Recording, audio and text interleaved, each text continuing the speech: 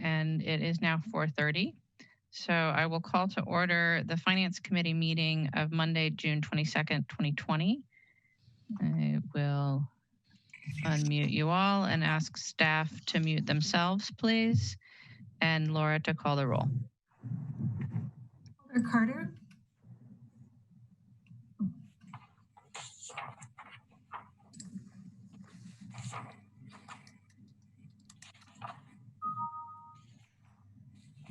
Alder Carter, you're still muted. Present. Alder Carter is here. Alder Furman. Present. Alder Furman is here. Alder Kimball. Here. Alder Kimball is here. Alder Harrington McKinney. Present. Alder Harrington McKinney is here. Alder Moreland. Here. Alder Moreland is here. Alder Verveer. Here. Alder Verveer is here. Mayor Rhodes Conway. Present. You have quorum. Thank you.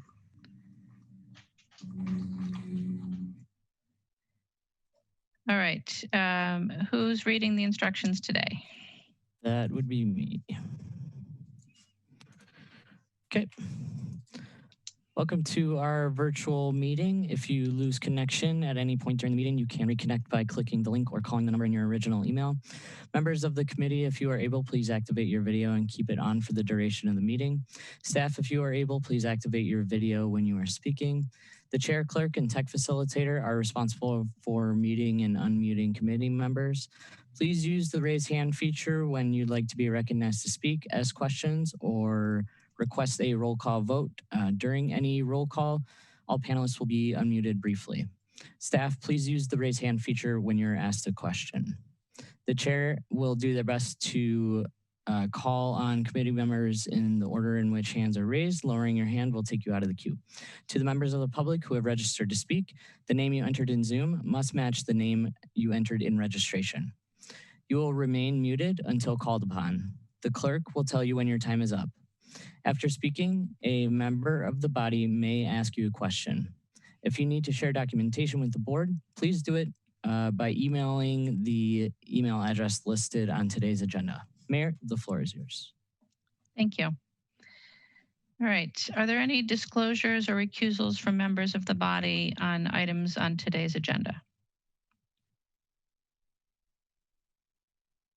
Seeing none, we'll move to the consent agenda, and we have a number of items already removed from the consent agenda.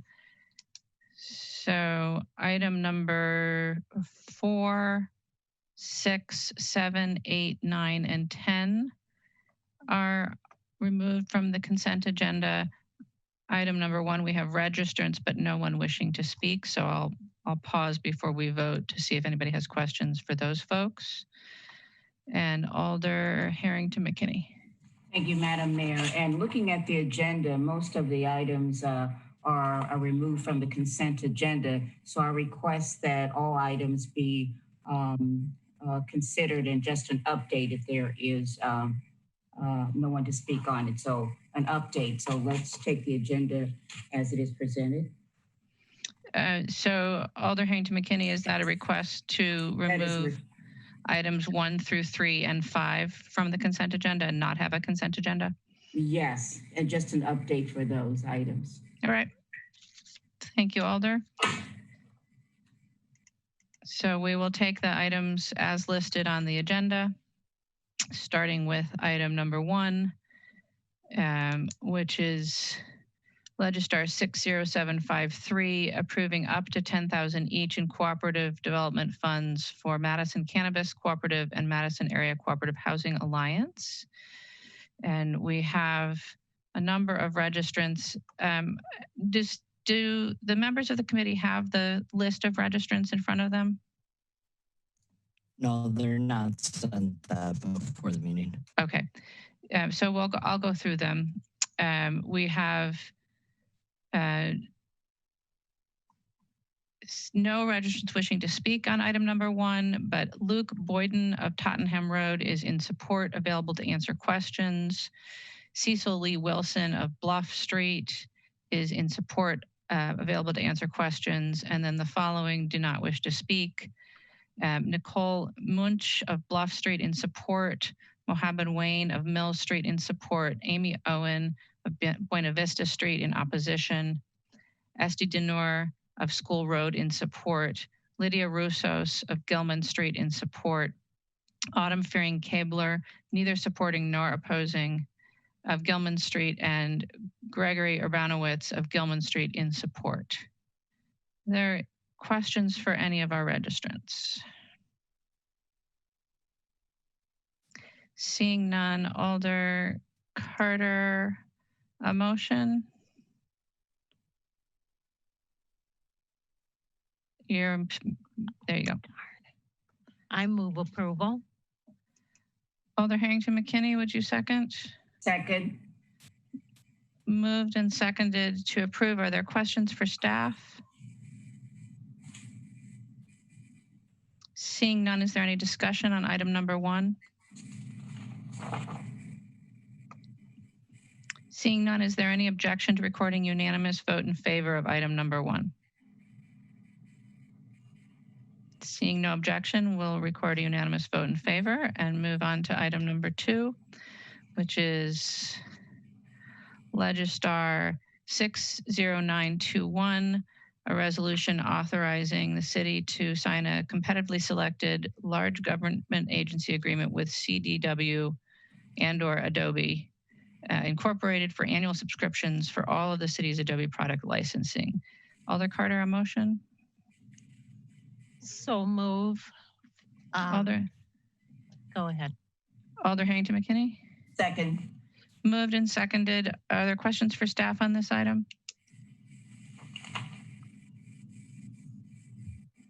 Seeing none, is there any discussion on this item?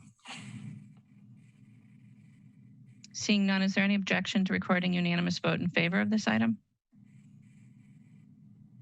Seeing none, we'll record a unanimous vote in favor. Move on to item number 3, which is Legistar 60895, authorizing the mayor and clerk to execute addendum number 1 for additional consulting services to the contract for professional services with Smith Group, Inc. for the Law Park Preliminary Report Project. Alder Carter. Yes. So moved. Alder Harrington McKinney. Second. Moved and seconded to approve item number 3. Is there any questions for staff? Seeing none, is there any discussion? Seeing none, is there any objection to recording unanimous vote in favor? Seeing none, we'll record a unanimous vote in favor and move on to item number 4, which is Legistar 60920, authorizing the city to retain special outside counsel on a non-competitive basis to assist the Office of the City Attorney in representing the city's interest related to environmental risks at the Oscar Mayer site. We have registrants on this item,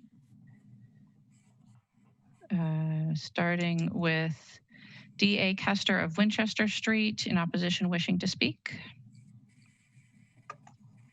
Good evening. Can you hear me? We can. Good evening, Mayor and committee members.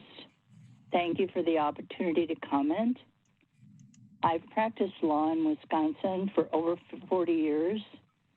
I know a little bit about contracting from my many years in my previous work with state agencies. I have 2 comments about this item. First, I think retaining specialized counsel in environmental law in this circumstance is a very good idea because the areas surrounding Oscar Mayer site and the Oscar Mayer site itself have significant subsurface contamination. I've attached a report to an email that I sent to the committee, which details that contamination available from public sources. I apologize, it's in process and just now getting final corrections, so there are still a few typographical errors, but it has a lot of excellent information about the contamination, its extent, its location, and so forth. For that reason, there is significant community opposition to locating the bus barn in the location proposed by the city at Warehouse 43. And I believe it is my opinion that this environmental law attorney you propose to retain should have a broader scope of work to address this contamination responsibility for the city. Thirdly, whichever, I want to object to the fact that this has been identified as a sole source hire. In other words, there is no intention to do competitive bidding for this process. Because of the controversiality of this bus barn proposal and the contamination, I submit it would be a good idea if you keep everything in this process transparent and above board. You don't want any appearance of favoritism. You should do, in my opinion, competitive bidding and not a sole source hire for this environmental law attorney. Finally, I'd like to say I do not personally intend to bid on this contract. If you do open it to bidding, I'm not an expert in environmental law, but I've practiced law long enough to recommend that you do get able representation. Thank you very much for permitting me to offer these comments. Thank you. Thank Bye-bye. you. We also have Amy Owen of Buena Vista Street registered in opposition, not wishing to speak. Are there questions for the registrant? Seeing none, thank you. And Alder Carter, a motion?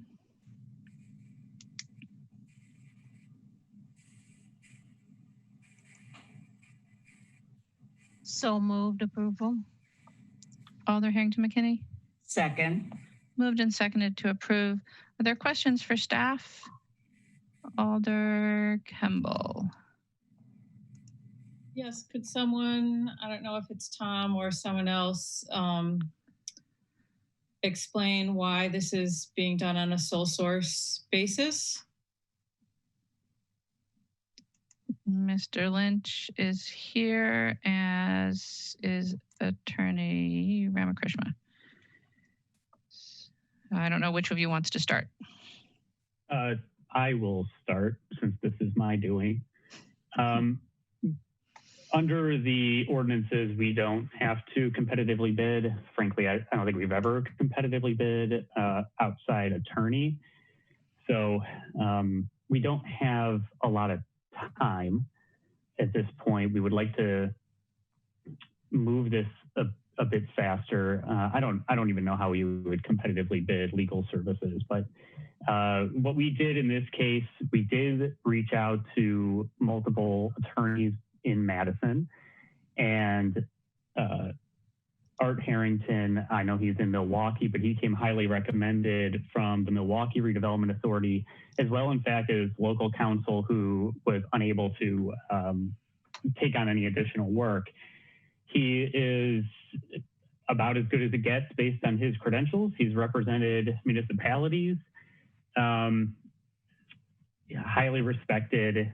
So we feel very confident that he has the background and the ability, and I think as the commenter pointed out that this should be a broader scope. Well, this is going to be it's going to be broader than just taking a look at one issue related to the environmental.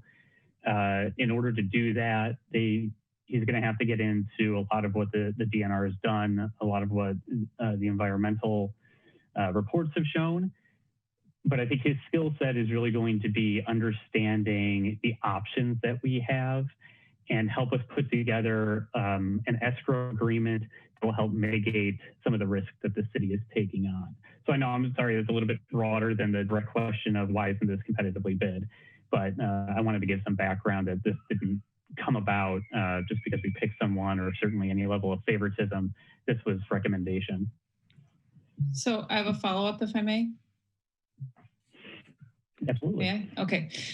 So at CCEC, when this item, this issue was being discussed in the context of the Oscar Mayer Special Area Plan, there was Transportation Director Tom Lynch explained that the information about the existing pollution there was proprietary, and the owners, the current owners of the property, said that they were held by their agreement with the owners before them of the property to not disclose that information to the city of Madison. So I'm wondering if our hiring a legal counsel, will that help us get access to that information or in order to do due diligence for our potential purchase? And if so, will that information be able to be made public?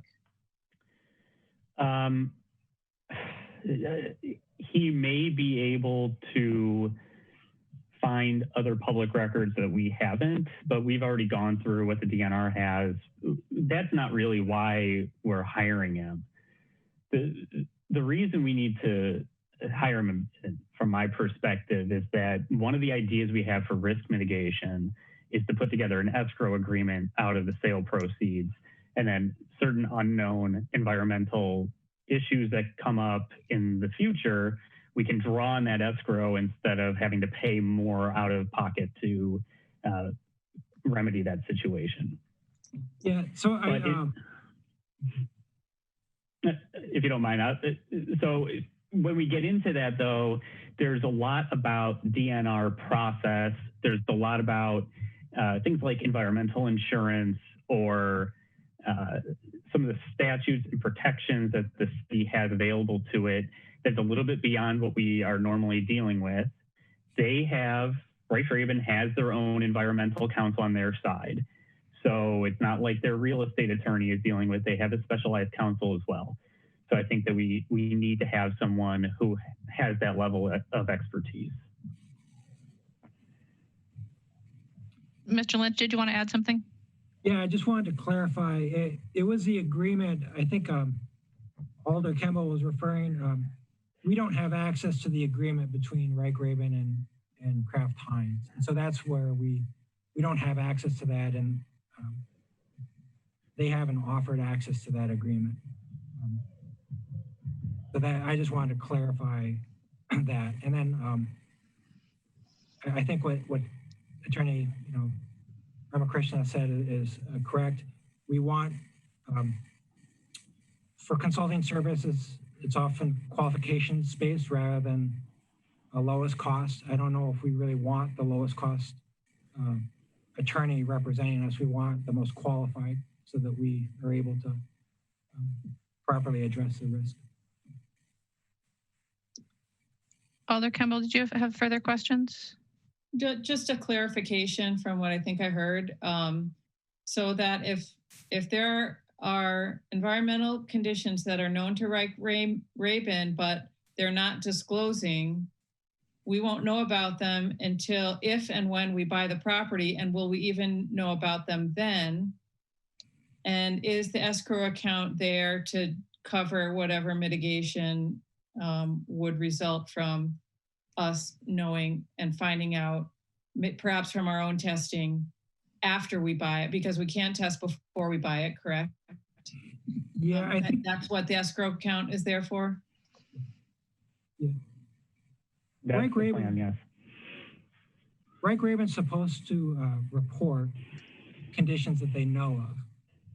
We would like more testing, and right now they don't want to proceed with more testing, and so that's how we need to mitigate that risk, the way Attorney Ramakrishna had said.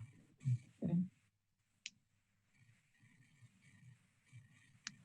Any further questions, Alder Kemble? All right, thank you. And then Alder Harrington McKinney. I believe that Alder Moreland was before me. Is that correct? Alderman Moreland's hand isn't up. Oh, okay.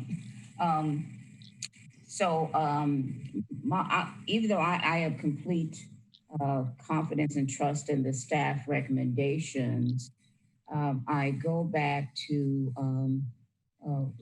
what the registrant said is that our process must be transparent, no symbol of favoritism, and open bidding. And the level of expertise that staff says can be written within the specifications of the RFP. And so that's really why I would have separated that as well. The other main question that I had is that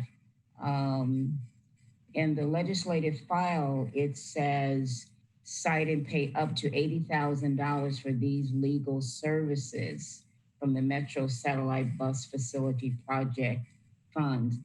So how was the $80,000 arrived at?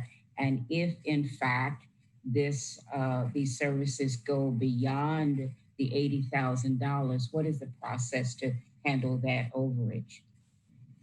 Right, we would be capped at $80,000, so we would have to come back for approval to add. But we arrived. Well, I didn't. The attorney went through and after some preliminary conversations, put together a budget based on what he saw as and his associates saw as important in this case, and then developed a budget. So I'll be honest, his fee is normally $790 an hour. He has reduced it to $500 for this, so he built it based on that. It does have a bit of contingency in there at $80,000, so we're hoping to keep it under that, but we would have to come back if there were any additional fees. Thank you. I have no other questions. Thank you, Alder. All right, Alder Carter.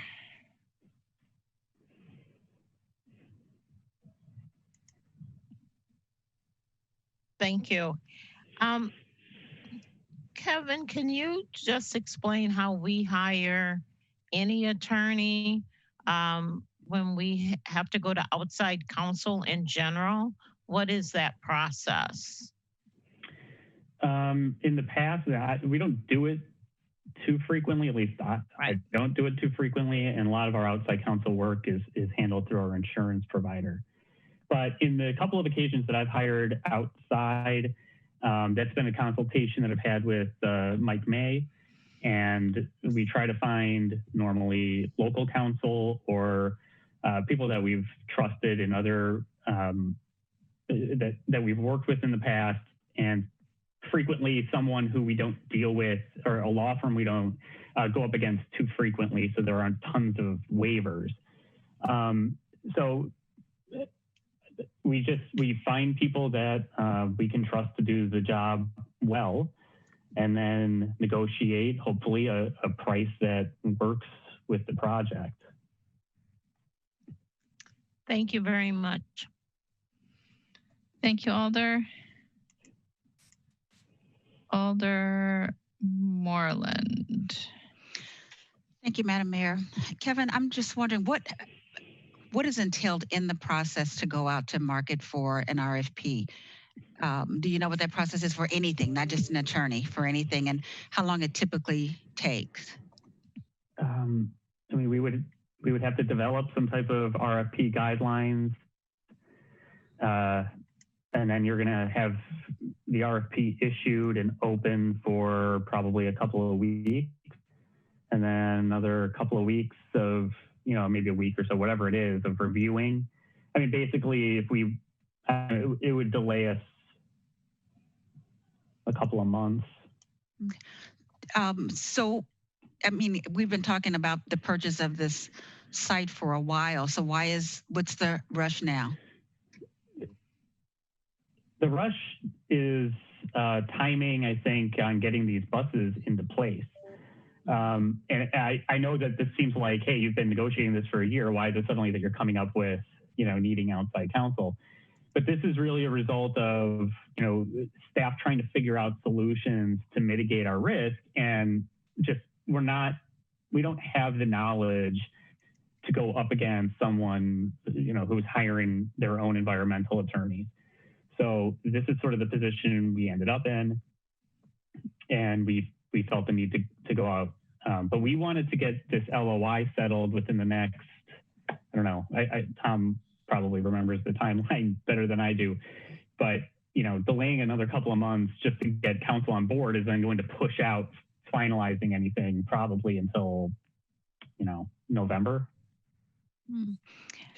This is off topic for this particular thing, but from an outside counsel perspective, is there a way that we can design some type of RFP going forward? Because I do think it's always best to get competitive bids than to just go to one vendor, unless this is so specialized that it's only 2 or 3 people in the country that can do it. So is there a way that we could come up with that process so that if we are in this position again, then we're already set up to go out competitively? I mean, well, yeah, we can do whatever you want us to do. The ordinance. I want you to wire $1 million to my bank account and unmarked bills. No, I'm just kidding. If it's wired, it won't be unmarked bills. But you can talk to Dave Schmidtke. I'm sure that he'll find that somewhere. Yeah, but I just think from a procurement standpoint, it's always, even with legal services, because I work with a law firm and we get RFPs all the time for different things. So it's doable, and it's not anything that's not common, if you will. If this is urgent that we go through and do it, then I will definitely support it. But I think that there should be some process going forward for us to be able to go out competitively. That's all I had. Thank you, Alder. Alder Carter.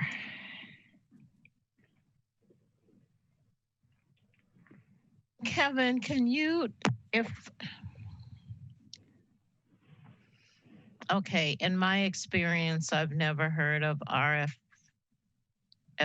for legal services, but if we went in that direction, how can we narrow the time so that it doesn't delay us in future endeavors? Because we don't know way in advance that we're going to need such legal services. So how can we shorten it? Well, it depends. I mean, there are cases where we certainly do know we're going to need outside counsel, depending on the deal structure. A deal like this, we didn't. But I don't have the answer. We have our rules, and we don't have to go out to RFP. I'm sure that we can make it as fast as we want it to be. It's really just developing the criteria for putting out an RFP for legal services. But I don't think it would be that challenging, but you're right. We would have to do it. We'd have to think about that at the beginning of the project and start budgeting for outside services probably more frequently. That's not a bad thing. And certainly, I'm more than happy to hire out my job if that's what people want to do. But yeah, it's going to be tough if we get into a situation like we're in and we have a challenging issue. It was not foreseen. And now, we have to wait a couple of months to get somebody on board to help us when we don't, legally we don't have to, but that's your choice and we can comply how you want us to. Okay, thank you. Thank you, Alder. Alder Harrington McKinney. Thank you, Madam Mayor. 2 questions. The competitive bid process and having this selection request, we worked very hard to put this in place. Kevin, are you, and I'm asking because I want to make sure I'm hearing you, is that the competitive selection process does not always fit when you're looking at legal services. Is this one of those exceptions to the rule? I know it's specific because when you were giving the credentials of the firm that was selected, they were very firm credentials, and you were very confident in the work that the firm would be doing. So with my looking at holding the city at its highest standard, making sure that it is open and competitive bidding.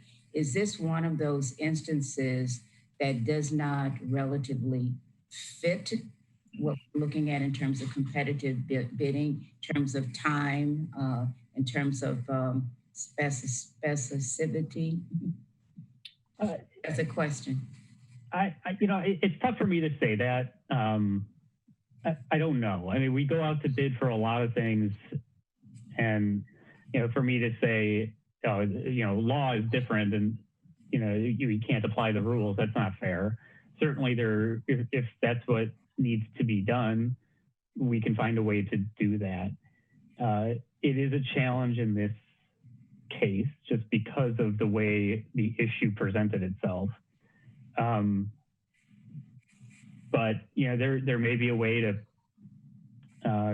retain a firm that would do this kind of work, or any type of work that we want in the future. We would just go to them. But not all firms do this, right? Not all firms have an environmental expert. And even so, one of the things you'll find is, I could hire a guy that is very good. He's local, but he might like on a real estate transaction, he might sub out that work, a condominium work, to some other attorney, because that's just the way they operate. So I mean, but it's like anything else. If you want to do it, there's certainly a way of making it work. Just to add on to what Kevin was saying, and I don't know if this was said earlier, I lost audio for a while, but attorney services are excluded from the requirement for RFPs under ordinance, as well as negotiated contracts. So they are not required. It is not required that you go through an RFP. Regarding if you did want to set up some form of a process going forward, one thing that could be done would be some sort of pre-qualification process to identify maybe a series of law firms that would specialize in certain areas. And then the city would turn to those law firms that already have negotiated rates in place. I imagine a city attorney probably has not done that to date just because these things happen so few and far between. But that is an option to sort of get at, I think, some of the issues being raised here. We would say we'd have a process that firms would go through. We'd identify the different areas and types of law that maybe we would need, and then you would have law firms pre-qualified in those areas that the city attorney would turn to. So, thank you. Just a follow-up question, Madam Mayor, if I can. Go ahead, Alder. And having that pre-qualification process, is that something that, how do we put that in action? Because I absolutely like that, and I am going to support this. As I said, I have complete confidence in and trust in the staff, but I want to make sure that when we're talking about the process of competitive selection, we do due diligence. And so if we can have a process of pre-qualification that can anticipate these things, I would feel a lot more comfortable in moving forward. So how do we put that in place? Is that something that we could request the city attorney to do? Will you be working? When I say you, because the finance committee did put together this document, we worked very hard in putting together this non-competitive selection request. And so can we then request that other option that you just described for us. Alder, Oh, I'm sorry, Mayor. that's all right. I think, Alder, that it would be appropriate for you to reach out to the city attorney's office if you wanted to explore changing the process. All right, thank you. I'll do that. Thank you. All right, so Alder Abbas, questions for staff? Alder Abbas?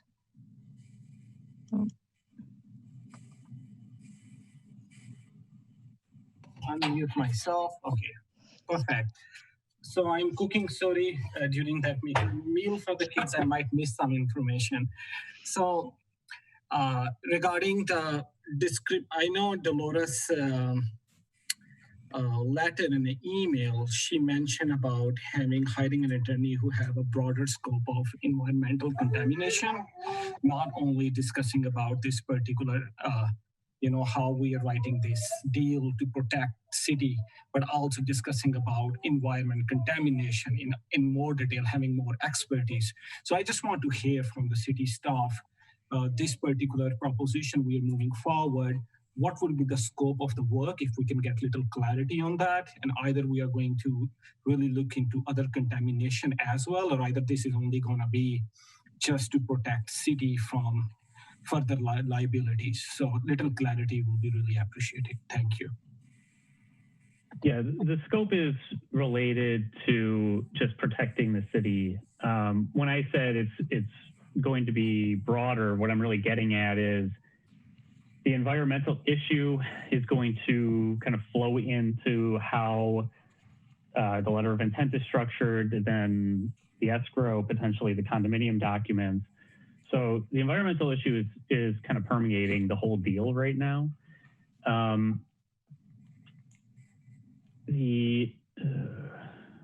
Sorry, I'm just kind of looking up his budget. So part of that is he's going to have to negotiate potentially with the DNR, get certain letters, and he's got a lot.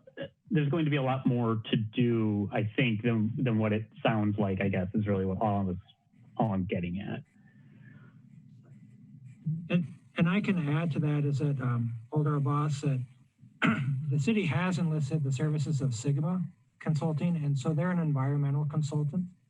And we've also received, they're actually being paid for from an EPA grant that we've got. And so they have provided a preliminary scope of services of what testing we would do if we were to move forward with purchasing. So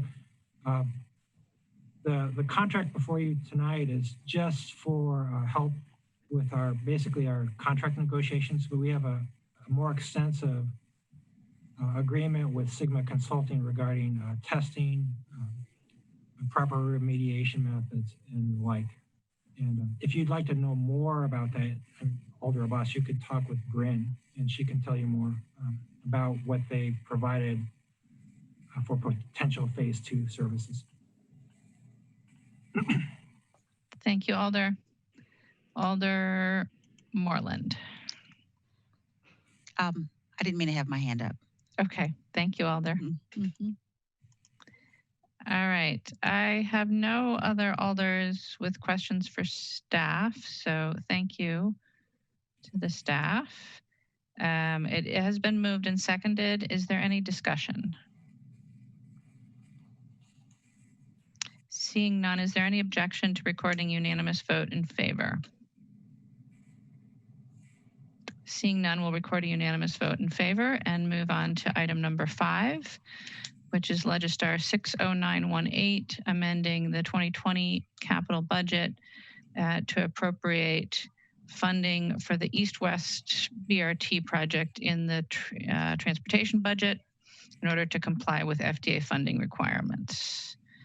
And I do not believe we have any registrants on this item, no. So Alder Carter. I move approval. Alder Harrington McKinney. Second. Moved and seconded to approve. Are there any questions for staff? Seeing none, is there any discussion? Seeing none, is there any objection to recording unanimous vote in favor? Seeing none, we'll record a unanimous vote in favor of item number 5. And we'll move on to item number 6, which is Legistar 60499, amending the 2020 budget to move a PIO or a communications coordinator position from IT to the mayor's office. We have one registrant, Amy Owen of Buena Vista Street, in opposition, not wishing to speak. Alder Carter, a motion. I move approval. Alder Harrington McKinney. Second. Moved and seconded to approve. Alder Kemble, you asked for separation on this item. Yes. I thought that at council last week, Alder Furman referred this to the first finance committee meeting in July, but on Legistar, the action details aren't registered yet by the clerk. But I guess I'd just like, if Alder Furman maybe can clarify his intent about that. I thought that was the motion that was made, so I'm surprised to see it on this agenda. Alder Furman? Yes, I did make that request. That was a confusion about the date. Laura mailed, I believe it was Laura Larson mailed President Carter and I believe it was on either Thursday or Friday of last week, and asked if we would be willing to move it to the meeting today. And I didn't have a problem with that, and Alder Carter did not have a problem with that.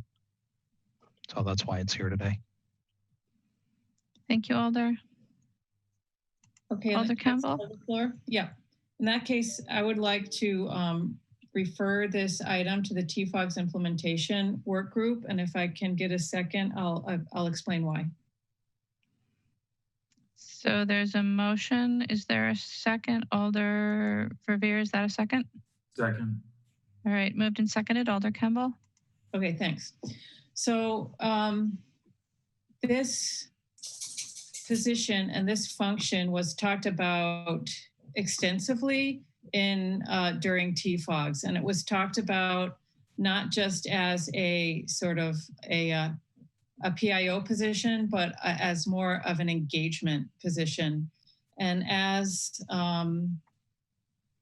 one of the core recommendations of TFOGs was to have a function, to develop out a function in the city that would do broader resident engagement. And one of the recommendations was this Office of Oren's Office of, basically neighborhood engagement, and have the city be in neighborhoods instead of asking neighbors with, issues to come to the city. And it was, an elaborate proposal that TFOGs realized probably would not get funded in the next budget and wouldn't be ready to implement right away. But the underlying impetus of that was to shift communication strategies in the city to not just be one way and to be more two-way communications. So I would like the TFOG's implementation work group, of which many of us here on this meeting are on, to really go over this proposal and figure out how it meshes with the TFOG's recommendations and how we might want to put this through for the 2021 budget. So that's the reason for the referral. Thank you, Alder. So on the question of referral, Alder Carter?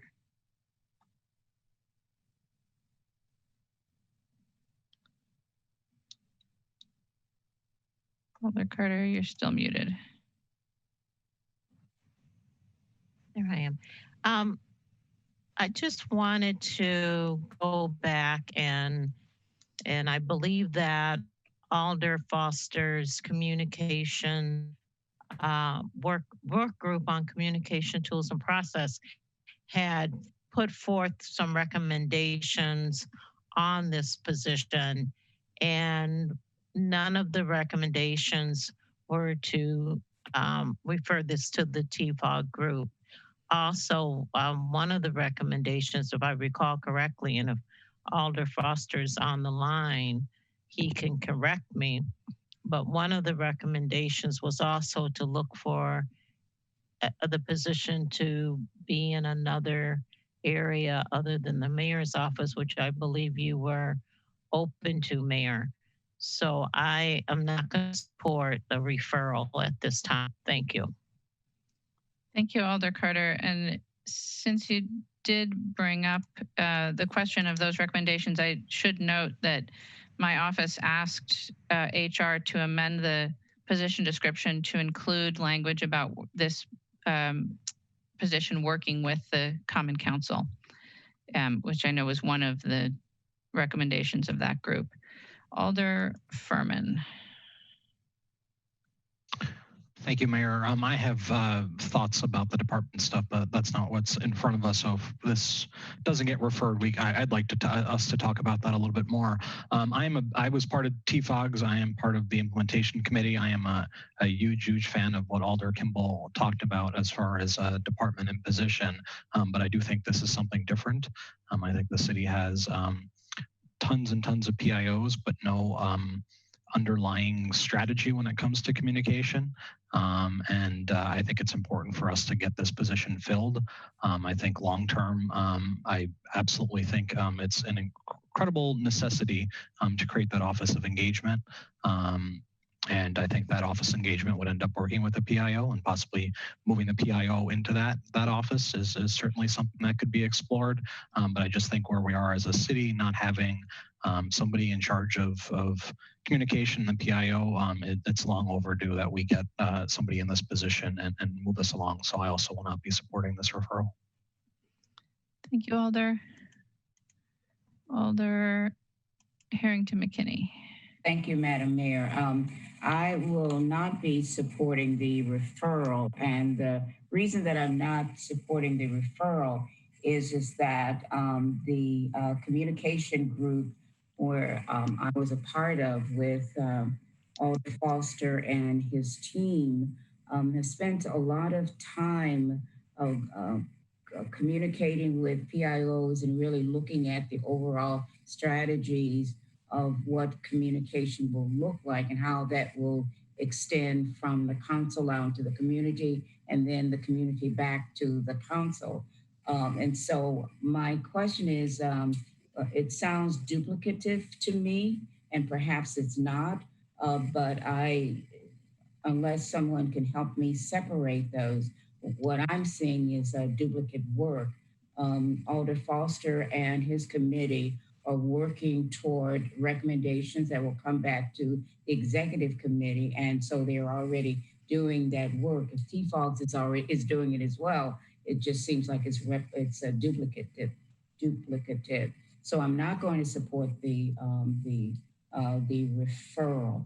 And Mayor, I do, well, two questions is that, and that's not before us now, is the space in the mayor's office, and so that's not before us. But what I would like, and that maybe this question is not before us, Katie Crawley's position, who's taken up the information in the mayor's office, would that position still be in place, or would that be replaced, or is that my question out of order in the discussion that's before us right now? Thank you, Alder. It's slightly tangential, but I think it's relevant. So we won't be replacing Katie. Katie, as a deputy mayor, has a much wider portfolio, but it does include handling my blog and statements and press for the mayor's office in particular. This position would not be about me or my office. This position would be about the city. And the thing that I think, I realize that this conversation about this position has been going on for a long time, years now. But I think that what we've seen in the past several months with COVID-19 is that we really do lack the coordination that Alder Furman was talking about. We lack somebody who is able to think about the city's communications overall. We've tried to create that through the Joint Information Center of the EOC with, I think, some success, but in conversations with the members of the JIC, they all are doing other jobs at the same time and feel like there's a lack of capacity here as well. So I think it's just become more and more clear that we as a city, not me as my office, but we as a city lack this capacity. And the question of, creating a department is an expensive proposition, which we can all talk about within the budget process if we want. But no, we're not gonna, this is not Katie, and it would not replace Katie in any way. Thank you. Thank you, Alder. Alder Moreland. So there was a registrant that was in opposition. Can I ask the registrant to speak to why they're in opposition? If they're on the line, is Amy Owen on the line? There's nobody by that name in the queue. Okay, thank you. Thank you, Alder. Alder Abbas. Thank you. Thanks. I will also echo and agree with Alder Campbell as we are moving forward with the DFOX implementation. We should not hurry it up. We should have that opportunity to really think through this and really think collaboratively and find a way to really implement this to benefit us as a city in the process. I understand Alder Furman point of view too. It's overdue, but I think so at the same time, we should take our time and make this process much more better. And I think so going to DFOX might be a better option to have a broader discussion around it and create a collaboration around it rather than coming back and doing piece by piece. So I will agree what Alder Campbell said, and I think so it should go to DFOX and for it as a DFOX. Thanks. Thank you, Alder. I have no other Alders in the queue. So the motion is referral to the TFOG's implementation group. Is there objection to, never mind. I know there's objection to recording unanimous vote, so we'll just go right to a roll call. And so those in favor of referral, aye. Those opposed, no. As your name is called, and I will unmute you all and ask Laura to call the roll. Alder Carter. Alder Carter. No. Alder Carter, no. Alder Furman. No. Alder Furman, no. Alder Kimball. Aye. Alder Kimball, aye. Alder Harrington McKinney. No. Alder Harrington McKinney, no. Alder Moreland. No. Alder Moreland, no. Alder Verveer. Aye. Alder Verveer, aye. Mayor, there are 2 ayes, 4 noes. 2 ayes and 4 noes, the motion fails. That brings us back to the underlying motion, which is approval. And I would just like to clarify, Alder Carter, that's approval with the notes from the communications work group? Yes. All right, so approval with the notes from the communications work group. Are there other questions or is there additional discussion? Oh, I'm sorry, I always forget this part. I'm muting you all again.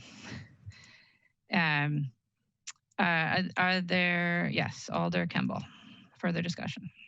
So we're in the midst of a hiring freeze now. I guess I'd like to hear why it's so critical that we establish a brand new position with our money instead of filling vacant positions or going outside of the rationale of the hiring freeze.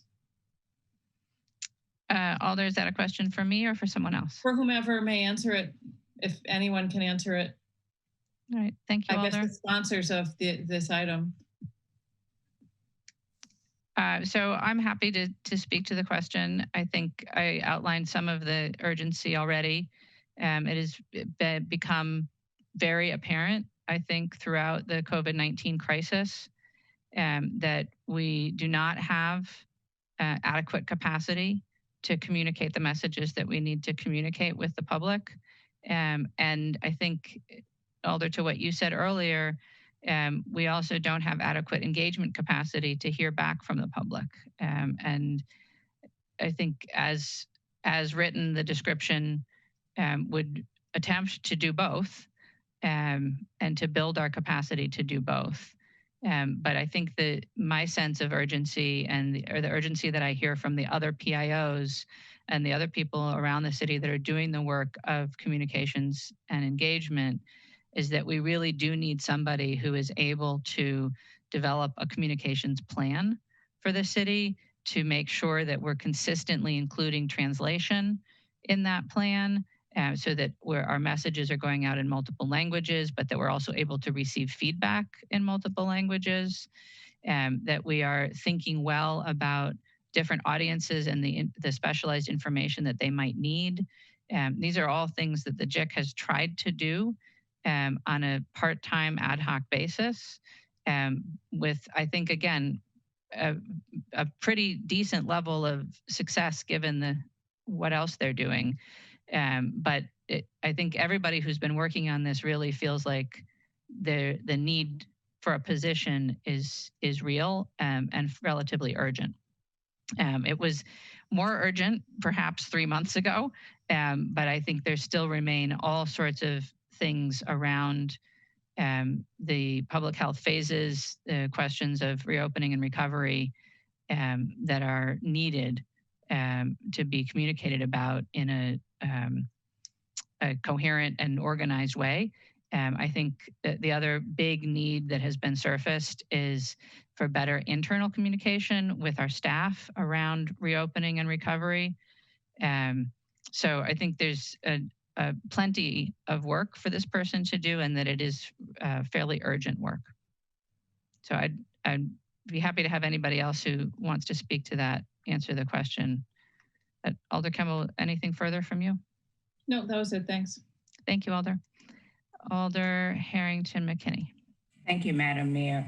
I wanted to add two things in terms of COVID-19. And from the time that I sat on the communications work group, it was very clear that there needed to be some collaborative effort of having one person kind of man the ship in terms of the information that's going out. One of the things that concerns me is that how we communicate and the fact that who are we leaving behind in that process.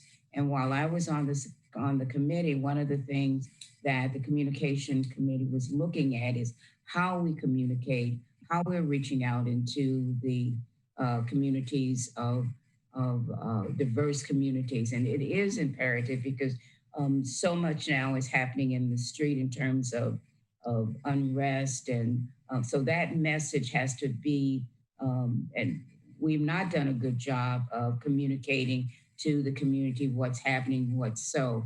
And to have that as a priority is important because the lack of education sometimes causes more problems than it settles. And so that's why we need a communicated message that goes out, who we are, who we're leaving out, how that message is getting disseminated. And I think there is a sense of urgency, critical urgency, not just COVID-19, but just where we are in terms of a city and the whole issue of disparities and that whole conversation. We need to make sure that we've got someone that can respond efficiently, quickly, and with an educated response. So it is a sense of urgency. Thank you, Alder. Alder Martin. Thank you, Madam Mayor. I just wanted to add a point regarding the importance and the urgency of this particular position. I think the points made by the mayor as well as Alder McKinney are very salient and very important to realize. I also want us to remember that though we may be in a phase 2 right now, we don't know what's going to happen this fall. We have not according to many experts, even gotten through a first wave, let alone thinking about a second wave. And should we get to the point where we need to shut back down and we need to, go back to a quarantine or safer at home or even something even more strict, we need to be able to communicate that with Madison residents. And again, as Alder McKinney said, be able to engage with lots of communities within the city, and make sure that this information is coordinated and gets to as many people as possible as quickly as possible. Thanks. Thank you, Alder. Alder Abbas. Sorry, the baby's crying in the background. I agree with Alder McKinney and with Alder Martin. I understand also with the mayor about urgency, and I also understand how important this is. But at the same time, bringing a person is not going to immediately change the things unless we really look into the design and the process and the procedure. That's why it's so important to bring that thing to TFOX and have that discussion around how we're going to design this and how this is going to interact with the community, how it's going to be beneficial for us, council, as well as community. I think so. By definition, we are all agree. I am hearing the same thing. We need that. But at the same time, and my working experience with the city as I'm getting older, as an older, and I'm also getting older too, to be honest. I think so sometimes we miss the design and the process of it. And we think this is bringing that person will fix it immediately, but it won't fix unless we have a structure around it.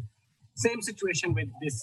I think so last council meeting, we have an older group of 3 people who are going to create an ordinance, which is a great thing. So that's a structure. Creating a structure is so important. So this should come to TFOX to have the discussion around it. And we should not rush through this. I think so our city is still capable. I cannot predict anything with COVID-19, to be honest. We don't know what's going to happen, but that's just a thought and comment just to share with the council. Thanks. Thank you, Alder. All right, I have no other alders in the queue wishing to speak. So the motion is approval with the notes from the communications. I'm sorry, I can't remember if it's a work group or a task force. Alder Campbell. Yeah, since the referral to TFOX failed, I'm going to vote no on this, but not because I don't support us beefing up our communications capacity, but because, as Alder Abbas just said, I think we need to do it in a very thoughtful way that builds on the hundreds and hundreds and hundreds of hours of work of TFOX and the work of the communications group. So I'm voting no on it tonight, but I will work, I will start working on thinking about what I would have wished the TFOX implementation group would have considered when considering it, and coming up with some perhaps alternate language or proposal for when it comes to council next. And I'll be speaking with the sponsors of this item about that. Thank you, Alder. I have no further alders in the queue wishing to speak. The motion is to approve with the notes from the communications group. Is there any objection to recording a unanimous vote except for Alder Campbell in favor? Seeing no objection, we'll record Alder Campbell as voting no, and otherwise a unanimous aye vote on item number 6. And that will bring us to item number 7, Legistar 60944, creating sections of the MGO to establish a commercial ownership assistance program. We have no registrants on this item. So Alder Carter, a motion? I move approval. Alder Harrington McKinney? Second. Moved and seconded to approve. Alder Campbell, you asked for separation? Yes, I did. I move referral to the next finance committee, and if I get a second, I'll explain why. Is there a second to refer to the next finance committee? Alder Verveer, I'll second for purposes of discussion. Alder Kemble. Okay, this item came to Economic Development Committee last week.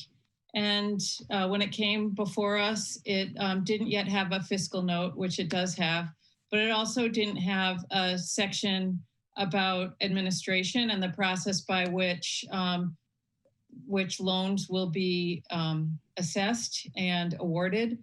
And at EDC, both Alder Moreland and I said that we wanted to see that in place in the ordinance before it came back. So there's no process spelled out in this. I think there's another item on our agenda that has, I think it's the next item that has a whole section in the ordinance about administration and laying out the steps that will happen for grants in that item to be approved. But in this item, there's no detail on that. It's not clear. We were told verbally that it would just be staff making the decisions. But for other loan programs in the city, we have, whole loan committees and processes that are spelled out for how these loans would be awarded. So that is the reason why I would like to refer this. So to give staff time to spell that out in the ordinance. Thank you, Alder. I see that we do have Mr. Miklajewski with us. Can you speak to the Alder's concerns? Yes, thank you, Alder Kimball. And yes, at EDC last week, of which both Alder Moreland and Alder Kimball are members, there was discussion about the process for providing the loans. And yes, that was a suggestion that we do need to incorporate into the ordinance before it is approved by the council, because it is something that should be there. At a very general level, I think the direction that we are considering is a situation where we would, as staff, provide a recommendation to the Finance Committee, and the Finance Committee then would consider the loan request and forward its support to the council, assuming that the Finance Committee was supportive. Very similar to how we approach TIF loans, where in some cases, likely a request would be very straightforward and we would move it forward. There might be other cases, though, where at Finance Committee, there was a decision to go into closed session if there were certain items that we felt were much better for a closed session deliberation. But generally, it would be a staff recommendation. Given that this is an ordinance, we would likely have the director of the Department of Planning, Community, and Economic Development be the designated staff person to forward a recommendation.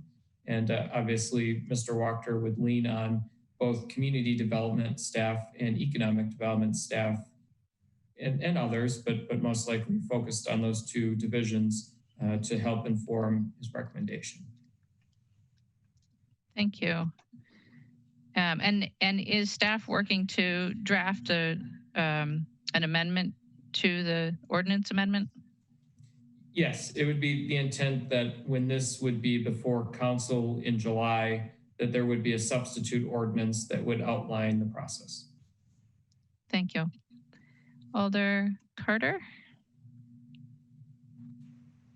Yes, I was just going to see if staff was here, and Matt explained it perfectly. I think that I'm not going to support a referral on this. If they're going to have those details in the ordinance for our next council meeting, I think that would be fine. Thank you. Thank you, Alder. All right. I have no further Alders in the queue. The motion is referral. Alder Kemble. So Finance Committee will meet again before the next council meeting. So it won't hold it up. If we just refer this to the June 20th regular meeting of the Finance Committee, that will not hold this item up because our next council meeting is June 21st. I just wanted to point that out. Thank you, Alder. I think it's worth having this committee look over those details. Thank you, Alder. All right, so the question is referral to the next Finance Committee meeting. It's been moved and seconded. Is there any objection to recording an unanimous vote in favor of referral? Seeing Alder Furman. Just so we're clear, if we do refer this, would it be referred to the special meeting? Is that considered a normal finance meeting that we could refer this to?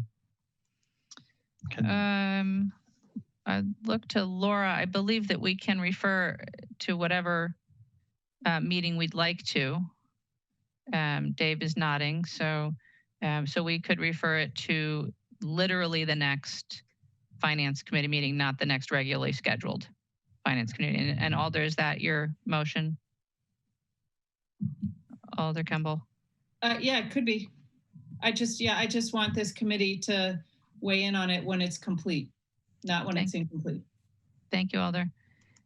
So Laura, can you just clarify the next Finance Committee meeting? Yes, so the next Finance Committee meeting is Friday, July 10th. And Alder Kimball's correct. If the committee acted on this item on July 10th, the action could be referred to the July 14th coming council meeting. Which is the next council meeting. That is correct. Alder Furman? That's good, thank you. All right, so no objection then to recording unanimous vote in favor of referral to the next Finance Committee meeting. Seeing no objection, we'll record a unanimous vote in favor of referral of item number 7. And we will move to item number 8, which is Legistar 60995, creating sections of the MGO to establish a downtown recovery program ordinance. We have a number of registrants on this item, starting with Jason Ilstrup of West Washington Avenue, representing Downtown Madison Incorporated, in support and wishing to speak. Is Mr. Ilstrup with us? Yes, I'm here. Can you hear me? Yes, go ahead, please. Good evening, everyone. I hope you're all doing well. My name is Jason Ilstrup, and I am the president of Downtown Madison, Inc., and I'm here tonight to speak in support of file number 60995, creating section 4.33 of the Madison General Ordinance to establish the Downtown Recovery Program Ordinance. Today I speak for both DMI and Madison Central Business Improvement District, the BID, this evening. The Downtown Recovery Program is critical to both the short and long-term success of locally owned small businesses downtown. Downtown Madison is the political, cultural, and economic heart of our community. And over the last few months, more than 150 downtown businesses have suffered significant economic and physical damages. Without significant support, many of our locally owned small businesses will close, creating significant damage to downtown. Many of these businesses were already suffering so much from COVID, with national averages of restaurant spending falling by 60%, and with of the money that is being spent, 3 out of every $4 is being spent at chain restaurants.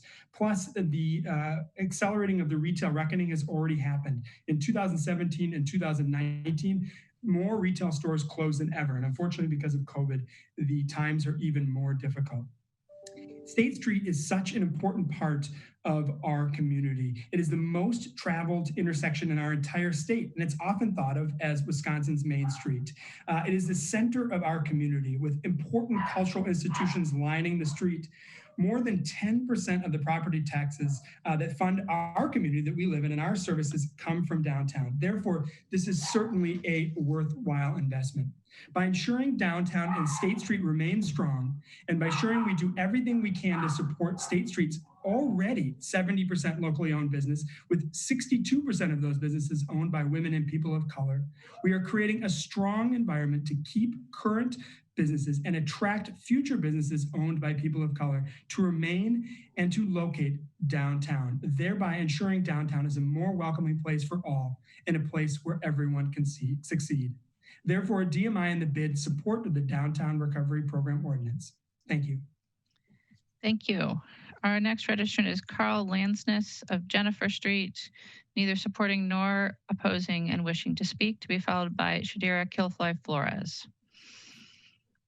Carl, you're unmuted. Hi, I'm Carl. I'm out walking, and I grew up here in Madison in the 50s and 60s and experienced the vibrancy of State Street as it's gone through many more changes and take many people there when they're visiting. And I really ached at what's happened recently. And I hugely support not just financial help getting the businesses back going, but I would like to go further in emotional support to all stakeholders. What I've heard from business owners, leaders, community members, and maybe especially the protesters. And I'd like all involved. And as I expressed in a few emails I sent, one this morning and one Friday, I'd like ways of making amends, reconciliation, and healing on all levels with all stakeholders. Because I believe no amount of money without such emotional healing will make a dent in healing the underlying causes that led to this. And I have many resources in the community that are skilled at such healing and communication, but they've backed off, wondering why I stay involved, because when they've spoken their truth, they've often got booed down, shouted down, attacked for not following the politically proper, popular line. So I would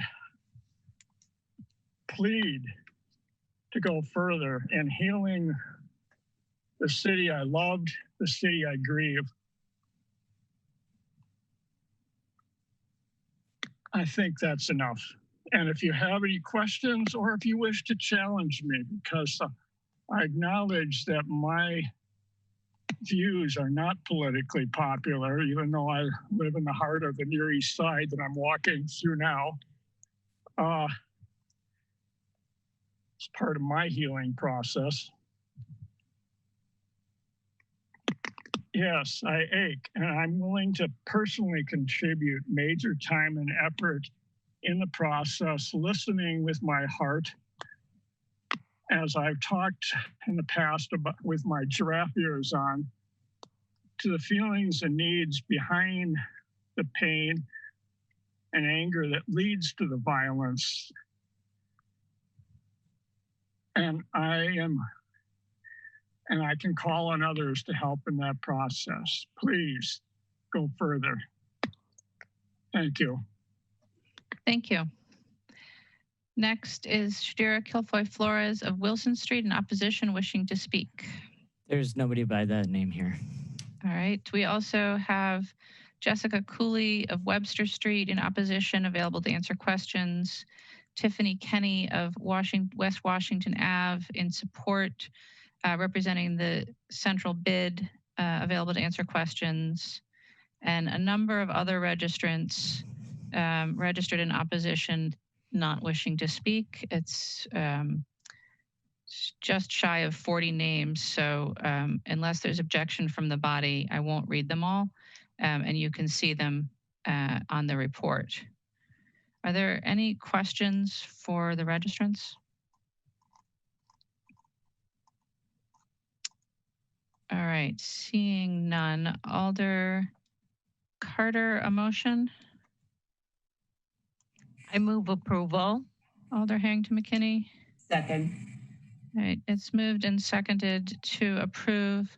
Alder Kemble, you requested separation? Yes, I did. I have questions about or concerns about how this State Street businesses whose insurance companies aren't paying out their losses rise to this level of priority given everything else we're facing in the city at this time. So that's just a general concern. I spoke with the sponsor about this, and I don't see it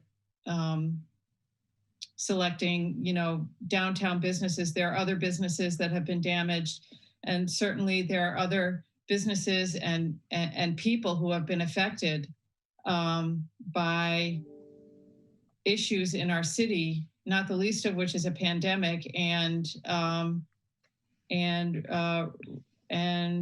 racism, structural racism. And I just wonder how this rises to the top of our priorities for emergency funding.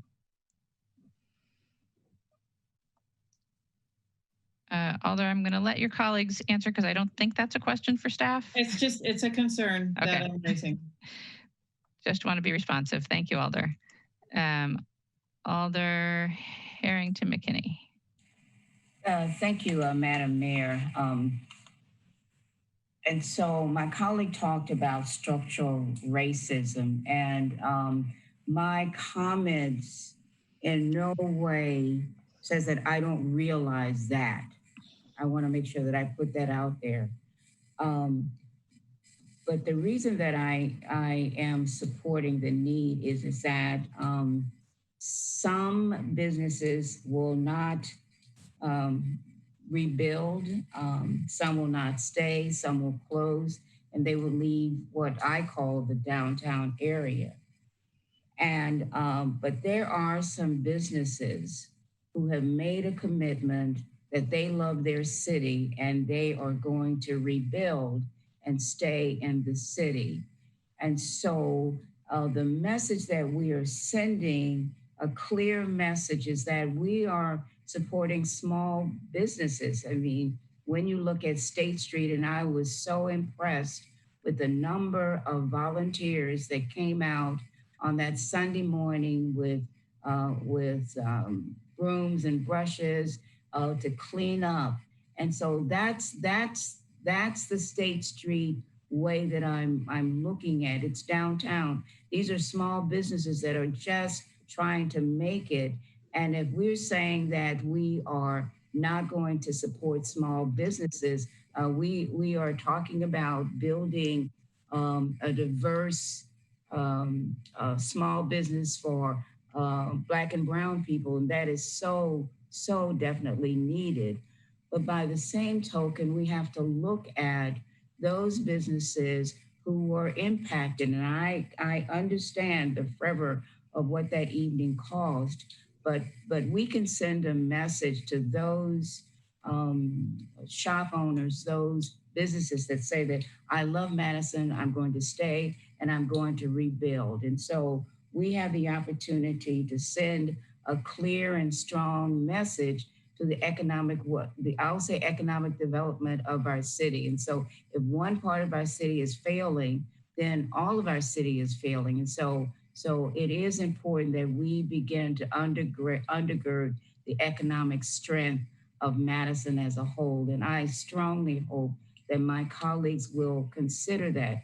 I know that when the alder of the district pleaded for his constituents, I get it. I absolutely get it, because if that destruction had happened on my side of town, I would absolutely want the city to say you matter as well. So why does it have to be binary? Why it has to be either or? Why can't we lift the boats of economic development for our city as a whole? And so we lose that point, and that's one of the things that's really disturbing to me is that why does it have to always be an either or?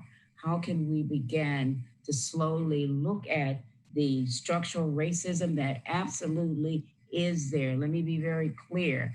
I see that there, but also we are asking to support those businesses, and a lot of them are owned by minorities as well. And so how do we as a city undergird and move toward the city that we choose to be, rather than define this separatism that is growing and growing in our city? So I'm going to support this because I'm supporting small business development. Thank you, Alder. Alder Revere. Thank you, Mayor, and thank you, Mayor, for your sponsorship of this new program. I also certainly at the top want to thank my friend and colleague, Alderperson McKinney, for her beautiful words of support, and I thank you so much for those. I absolutely concur in everything that was just articulated by Alderperson McKinney. You know, all of you heard my emotions at the council meeting the night after the third night of straight rioting downtown. And I will admit, I let my emotions get the best of me that night. I had no sleep the night from the day before that council meeting. But I have to tell all of you that it has just been heartbreaking day after day after day talking to these merchants, as I have been every day since they were victimized by the rioting. Every day I talk to them. I talked to several today. I know that we've been overwhelmed with emails, thousands of emails, which most all of us agree with the messages we're receiving. But in the myriad of emails that we've received, you probably saw one today from a group of State Street merchants. They're so scared that they're anonymous. They won't even attach their name to this letter to us because they're worried about some form of retribution from somebody, even from the city. It is really an untenable situation. There is so much fear out on the street right now. I cannot overstate that. They are begging for the help of City Hall. Every day they beg and plead for help. You saw their long list of asks in that letter today, those of you that had a chance to look at it. It's just overwhelming what they're facing. I am so worried that so many of them will just throw in the towel, that this will be the proverbial straw that breaks the camel's back. You know, business wasn't going so well for so many of them even before the pandemic, and then the pandemic. And then right when they were reopening, they are struck with this unprecedented amount of destruction. It's just incomprehensible. It really is. And I totally appreciate what Alderperson Kemble is saying. We exchanged messages today on this topic. I get it, I understand, but I have to say that this is so unprecedented that it should be a priority for us to try to help these struggling small businesses. I purposely worked with Matt Miklajewski, and I thank him for his support, absolutely, in crafting this ordinance, as we're now required to have these programs be codified in ordinance from government accountability, government accounting rules. But anyway, as you all know from reading the ordinance that's before us, we tried to do everything we could to tailor it so it's only eligible for local people. It's only eligible for local small business folks and their landlords, depending on who's suffered the damage under the leases, who's responsible for the damages caused by the civil unrest. This does not in any way, shape, or form help them with the pandemic. It in no way, shape, or form helps them with the loss of all the business interruption that they face. So many of them are scared to reopen even today. So many of them that have reopened have curtailed their hours significantly because they're worried about further violence after dusk. They're worried about the safety of themselves, their families, their employees. We structured this so that we really would this support would go to the small business people on the street, which, as you heard from the testimony from Jason Ilstrup, is absolutely the vast majority of the people that I proudly represent on the street there. Those folks, all the years I've represented my portions of State Street and City Hall, have been overwhelmingly locally owned, overwhelmingly small businesses. Hardly any of them have any other business beyond what you see in that brick and mortar operation on State Street. They are small businesses. So many of them are recent immigrants. Frankly, I have trouble communicating with them because my lack of language skills. I need Spanish interpreters. I need Mandarin interpreters to talk to so many of these merchants as they're asking me for help with the liquor license or with approvals for improvements through the urban design process. I know you all believe me, but I cannot tell you that these folks are not wealthy. They are hurting so badly right now. Even if this is seen as symbolic because it's not a lot of money, it really will make a difference. It will show them that the city does care about them, that city government has not turned their back on them, that our response has not been totally anemic, as so many of them sadly believe it has been thus far. I think this will be a very meaningful program for so many folks. Yes, they're getting the support from people in the community, as Alderperson McKinney said. Yes, the Boys and Girls Club set up a GoFundMe campaign, which has been invaluable and which hopefully will get some immediate money out on the street, something that we cannot do because of our meeting schedule. But that is not nearly enough, what was raised in that GoFundMe campaign. These folks have confided in me their personal stories about what their insurance policies are, or moreover, what they aren't, in terms of how they could not afford strong insurance policies. And so they have the bare minimal in so many cases. Some of their coverage is being denied because civil unrest supposedly isn't covered. So many of them have shared with me what their insurance deductibles are. So many of them have shared with me what the damages are. You would think that one window wouldn't be that expensive, but when you board up your windows, you're damaging the frames around the windows. And the cost of replacing these frames is tens of thousands of dollars in some cases of the estimates that have been shared with me by these merchants. It's just overwhelming. It's not just a broken window here or there. It's significant. This program, as I said, does not cover business interruption. It does not cover the loss of merchandise. All that merchandise that went out the door and the looting over those 3 nights is not reimbursable under this program. It is only covering specific costs of repairing damages inside and outside of these businesses. And if they have insurance, which I certainly hope most of them do, and I think most of them do, it would only cover the insurance deductible. And that if my colleagues are generous enough to adopt this program at our next council meeting, the staff would then require proof. We would coordinate with the GoFundMe campaign funds that are being administered by the Business Improvement District to ensure that folks aren't double dipping. If anyone's concerned about fraud, I trust our staff to be able to weed that out. But these people are hurting so much, I think that's the least of our worries. So I just beg and plead with you. I know that I probably said something at that meeting the night after the rioting that offended some people, and I apologize for that.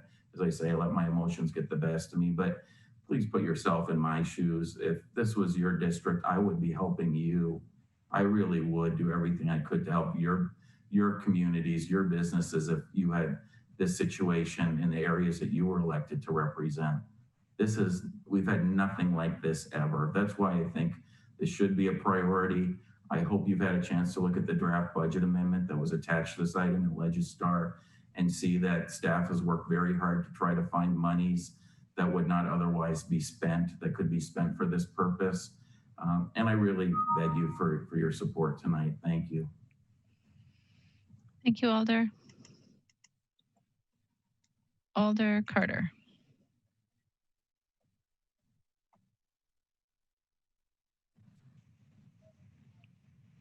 Thank you. I'm going to be supporting this. For whatever reason, State Street is our iconic street in Madison. For whatever reason, when people come to Madison, they don't say, we got to go to Easttown. They say, let's go down to State Street. And the reason why they want to go to State Street is because of the vast number of small shops that carry unique items, and that's over. Imagine State Street with no storefronts, no shops at all. Imagine State Street as downtown Milwaukee a few years ago, where it was just a ghost town for I don't know how many years. I believe that these small businesses are vital to the vitality of Madison. And this $500,000 is not a lot of money.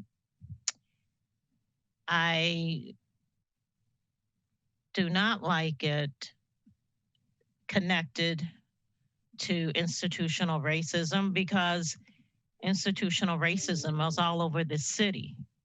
Institutional racism is in a lot of businesses, a lot of corporations. You know, if you want to talk about institutional racism, then let's have a whole evening of talking about that and how we work to move that out of our daily lives. But I do believe that this is an area that needs to know that they're supported. And I do believe that they feel defeated because I know I would feel defeated. Just repeating one thing that Alder Mike and Alder Barber said was that just because you have insurance doesn't mean that you got the platinum insurance. Sometimes we end up getting a high deductible, so we have a low monthly. And then something like this happens, and you wish you would have got the low deductible, but it's too late. I think that this is the one time that I'm going to say that I think we should support this. I think that we should all have sympathy for a lot of things, but we also need to have sympathy, but we also have to look at economic recovery. State Street brings in a lot of money to the city of Madison. And we're talking about economic recovery. And this is one of the times when I think we have to support it in order to recover. Thank you. Thank you, Alder. Alder Moreland. Yes, I just had a couple of questions. I am not against assisting the State Street business owners. I was on a call with the mayor and Alder Revere with them, and they're definitely have suffered some losses. So I'm not against that. But one thing that I am against is the lack of transparency. I mean, I want to know how many businesses are we talking about, because not all the businesses on State Street are small businesses. Some of these are chains.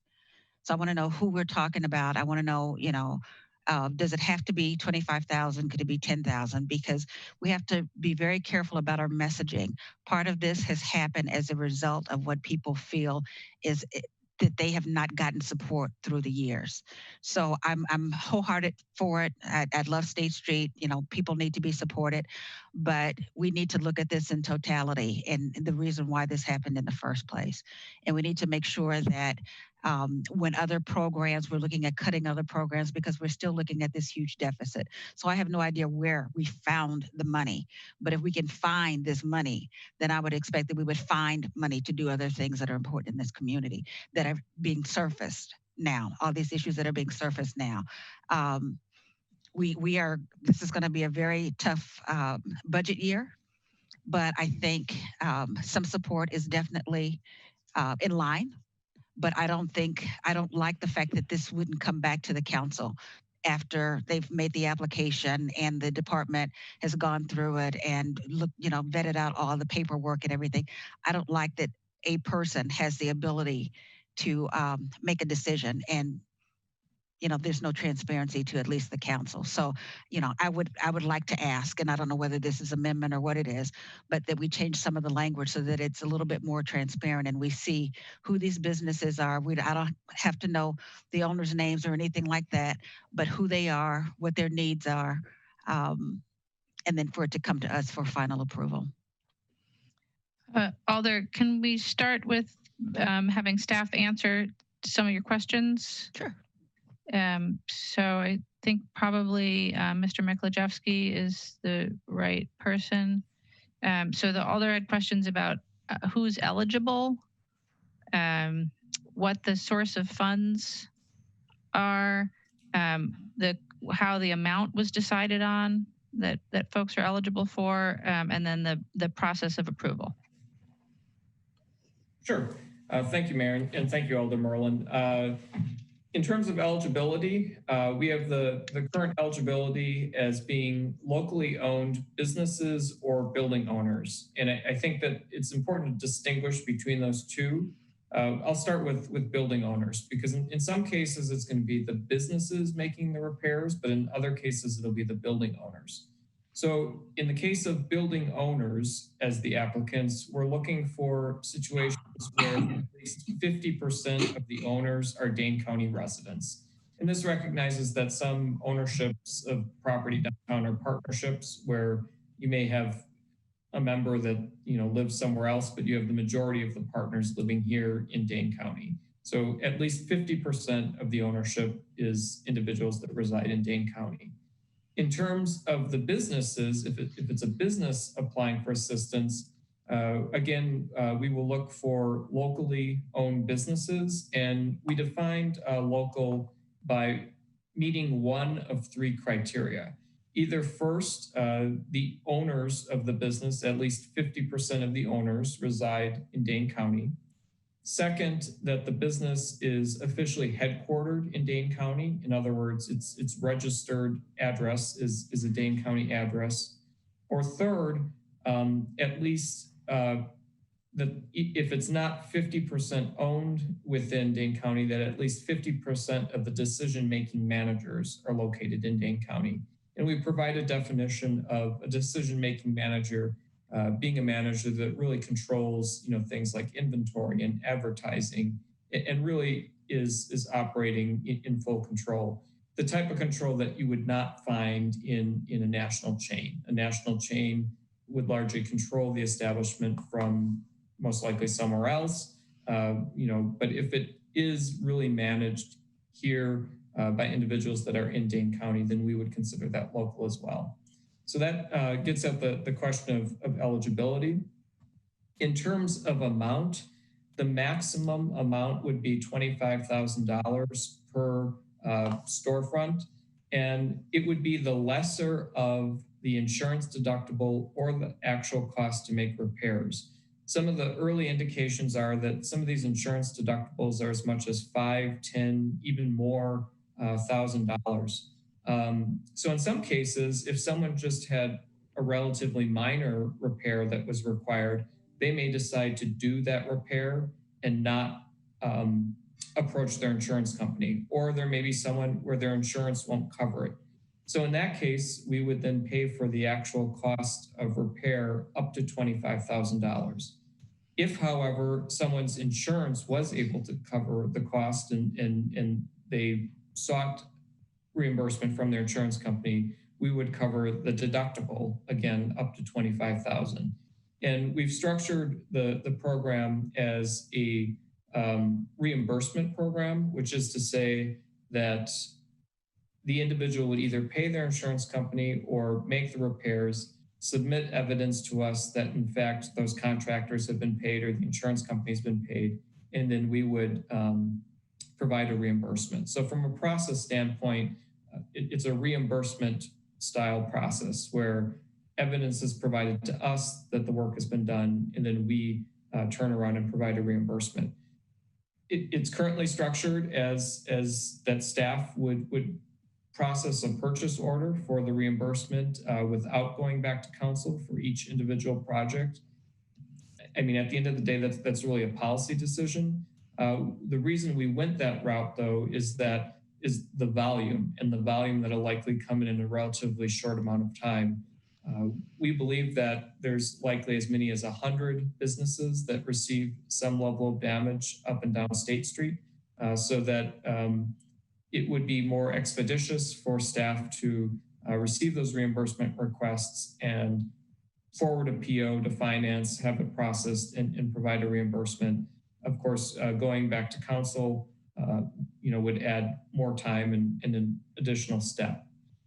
In terms of source of funding for this program, the program, it's $500,000, and we're pulling from a couple of different sources of funding that were deemed available in the capital budget. And admittedly, I'm not an expert in some of those other projects because they rest outside of economic development, but finance was able to identify that those were sources of funding that were not going to be fully utilized this year, and as such were redirected to this effort. And finance might be able to speak a little better in terms of why that funding is available in some of those other departments.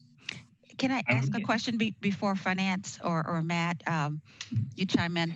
So for the small business owner, I absolutely support them. How many, do you guys have any idea how many small business owners are also building owners? Because a lot of these businesses are in contiguous office spaces. Is there one building landlord? Because if that's the case, I don't think they need any help. If they own a building and they're still getting rents, I don't think they need any help. But the small business, that's totally separate. So if you could, kind of expand on that a bit. Sure. So we certainly have cases on State Street where you have small businesses. The small business that you see, the owner of that business is the owner of that building.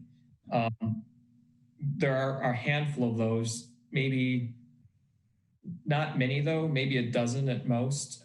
In most cases, the businesses that are in the storefronts are renting space. We have, though, two very different types of building owners downtown. To be sure, we have some larger corporate commercial real estate firms, some of them though local, that own properties. But we also have a lot of properties on State Street that are owned by mom and pop, for lack of a better term. We have a lot of cases of properties on State Street that have been in the same Madison family for 100 years even. And these are small, like these aren't commercial real estate individuals. This is simply your neighbor or a Madison resident whose family bought or owned the property going back 60, 80 years, and it's simply been passed through from generation to generation. So we do have a lot of those sort of mom and pop building owners on State Street where they're not associated with, larger commercial real estate firms. It's just an investment property that they own that they inherited. Well, when I hear the name inheritance, that denotes to me a little bit of wealth. I don't know. I inherit debt, but anyway, I just want to make sure that we're looking at the people that truly need help, the small business owners that don't own the building, that are responsible for repairing whatever they have to repair. The building owners, that really concerns me because if we could be more transparent, with that, I would be fine with it, because it was no fault of their own that their property was damaged, and it's unacceptable for that to have happened. So I think that we should, as a city, assist them. But I have concerns about this. I have concerns about, the makeup of this whole thing, especially given that we're still in the throes of the protests. Because we can't just throw endless money at the businesses. I mean, the ones that know that they want to open, they can open. They can give you guys the information that you need. And again, I still think transparency, we as a city council should at least be able to see a report, see the verification, see whatever. We don't want to hold it up. We want them to be able to open. But we're still in this phase 2 where they're not going to open up 100% anyway. So that gives us a little bit of time, I think, to get all that information. So that's all I have. Thank you. So I would just add to Matt's comments that sort of from a program design standpoint, this looks a lot more like our home rehab programs where a person is buying or renovating a home. They meet sort of clear objective criteria. They submit, they get approved. It does not look like TIF where it's a large amount of money where it's very objective about what they're getting. So for all of these smaller home renovation and purchase programs, it's just approved at the dollar figure. It does not go to council, it does not go to a committee. That's our standard practice for these sorts of things that are, $10,000, $20,000. And I think that's fine if we weren't in the current climate. Again, going back to why all of this is necessary in the first place. We don't want to I don't want to give the impression that, everything's fine. We're going to get them set up. They're going to get going. There's still an entire group of people that feel disengaged. We have to make sure that we keep the whole narrative in place. Should they be made whole to the extent that we have the money to do so? Absolutely. I felt their pain. But I have concerns about the way this is set up right now. Building owners, I would just want to know if it's 100 building owners, 25 building owners, the small business owner, if the tenant is responsible for the repairs, that's one thing. I'm supportive of that. If the building owner is responsible for repairs, and I want to know how many of them are really the mom and pop ones that really need the help. And I think either of the maths. One other question was how the upper limit of 25,000 was picked. Sure, I can chime in on that. For two reasons. One, based on our experience with the facade grant program and just knowing, to Alder Brevere's point, windows are extremely expensive. And even if someone just had a single window that was smashed, that could easily be 8, 9, 10,000, even more, depending on the size. And so, we know that we don't have unlimited resources. We have $500,000, which may sound like a lot to some, but for the length of State Street isn't a huge dollar amount. So we knew that if someone had to do the repairs themselves, that 25,000 would provide for significant assistance, but in some cases wouldn't cover even everything. We know that it won't cover their entire cost. And for those that have insurance, we've heard that some of these insurance deductibles go as high as 10,000. The highest we've heard is 25,000 for actually 50,000 is what we heard for one insurance deductible. So 25,000 seemed like a reasonable amount that would capture, the vast majority of insurance deductibles. There might be one or two outliers that are left, but that would cover at least, most of them. We also did just kind of some sort of math that, and I don't have my sheet right with me, but if we figured that 100 businesses were damaged and we could get in at $25,000 the cap, but maybe half were far less than that, we felt that was a number that we could help the greatest number of businesses to the greatest degree. If we went higher than that, the funding that we had available would likely be so diminished that it wouldn't be as impactful. And I mean, obviously, if we did less than that, we could do more, but then we might not have as great impact. So that seemed like kind of like a sweet spot when looking at some scenarios of what the volume of interest might be. I just have one other follow-up. I'm still a newbie in the world of the council. So why is this being proposed as an ordinance versus a resolution? Because ordinance seems like it's going to be in perpetuity. That is an excellent question. These are actually the first two programs that we've done like an ordinance in that regard. So it's actually new for staff as well. And this has to do with the GASB, new GASB requirements, the Government Accounting Standards Board, I think is what GASB stands for. that they're now requiring from a city audit standpoint that when we have these types of programs, that the program guidelines appear in ordinance rather than a simple resolution. So this is something that you're going to likely see more of and more of as we move into the future, as we start to set up new city programs. But this is actually new for staff as well. Thank you. Accounting requirements. Thank you for hearing me out. Thank you, Alder. All right, Alder Furman.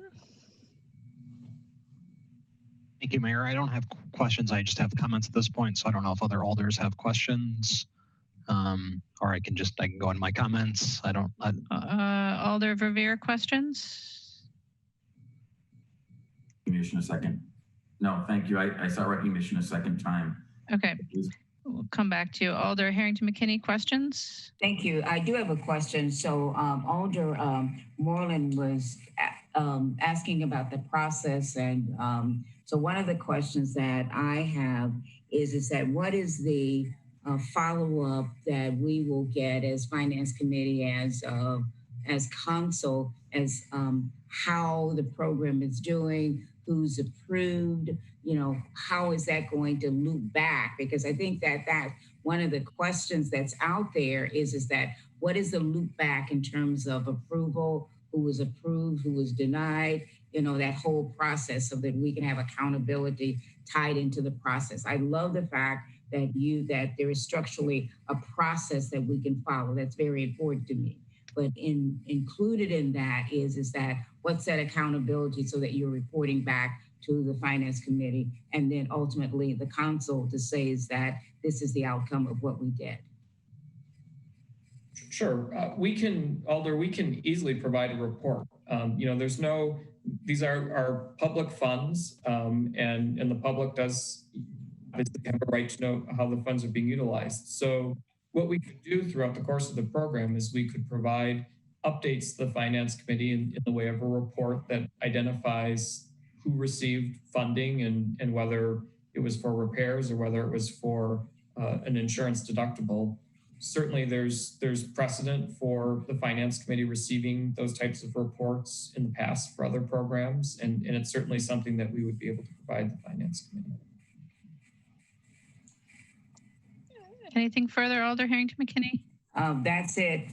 Follow-up, would it be, and I know that you don't know yet, but that to define when that report will be, would it be quarterly, or I just want to make sure that that is also in the follow-up in the loop of accountability, coming back and reporting the progress for that program would be very helpful. So please include that. That's a request. All right, thank you, Alder. And it might actually be appropriate, given the nature of the program, to just get a report at the next several Finance Committee meetings, after, assuming it's approved by Council. So we'll go next to Alder Verveer. Thank you again, Mayor, and Alderperson Moreland, thank you so much for your very excellent questions. I did seek recognition a second time to try to just respond a little further. Both Matts did a great job, I think, answering all of your questions in a fairly comprehensive fashion. So at this point, I really just want to say that everything that you heard is consistent with what I know to be the truth in terms of what the situation is currently on State Street. I really do not expect many property owners to take advantage of this, because in all the conversations I'm having with folks, as Matt said, most are tenants and most are required under their lease to be the responsible party to repair damages. So the main reason why I was hoping that we would also allow property owners to be eligible for the program is because of those several cases, again, where businesses also are the property owners, but then also for those rare cases where a property owner suffered damages, for example, to a broken door to the upstairs apartments. And I just thought that they should be treated whole too. From my personal experience, all the years I've been involved in State Street, I really cannot think of any major holdings by out of town folks, with the exception of the main student housing towers that are all addressed on North Francis Street, the hub, the towers on the state side, or I think almost every other building is locally owned. And as you've heard already tonight, of course, almost all the businesses are locally owned. And I did not want national chains that are not locally held through a franchise agreement to be eligible for this. I did not want the Walgreens of the world, the Urban Outfitters, the Under Armours to be eligible. I agree with you. I don't believe that publicly held corporations should be eligible for our scarce dollars. These really are meant for the small mom and pop businesses. And that's the way we tried to tailor the program. I also want to thank you, Alderperson Moreland, for your consistently asking for transparency. I totally agree with you.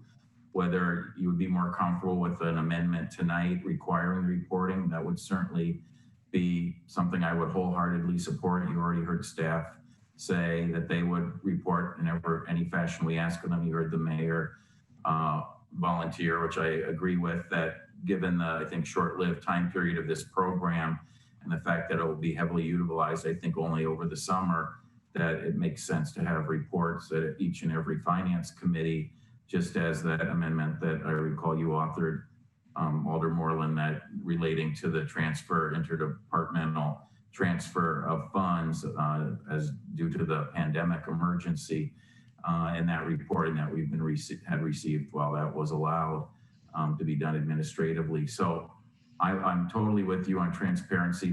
This should be all public record. There should be nothing to hide here. This should all be publicly available easily if anyone wants to see who's taking advantage of these funds.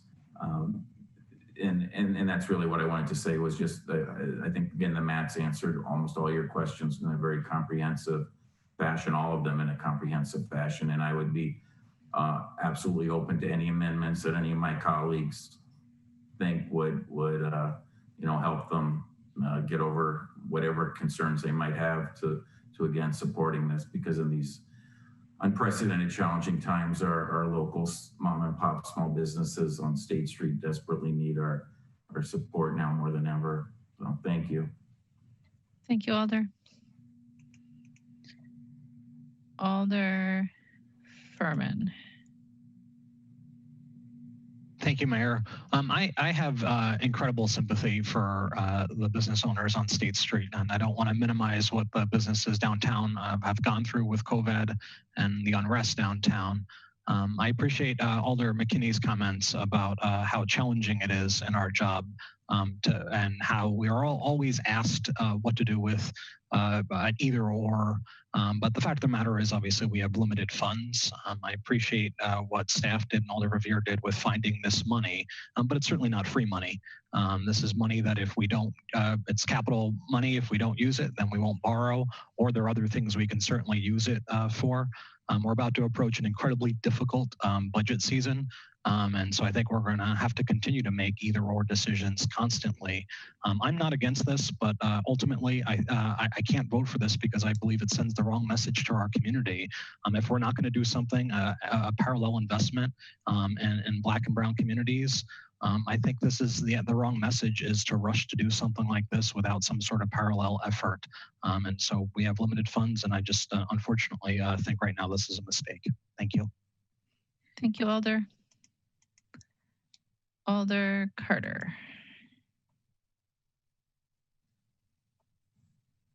My audio went out, so I missed a whole chunk of stuff.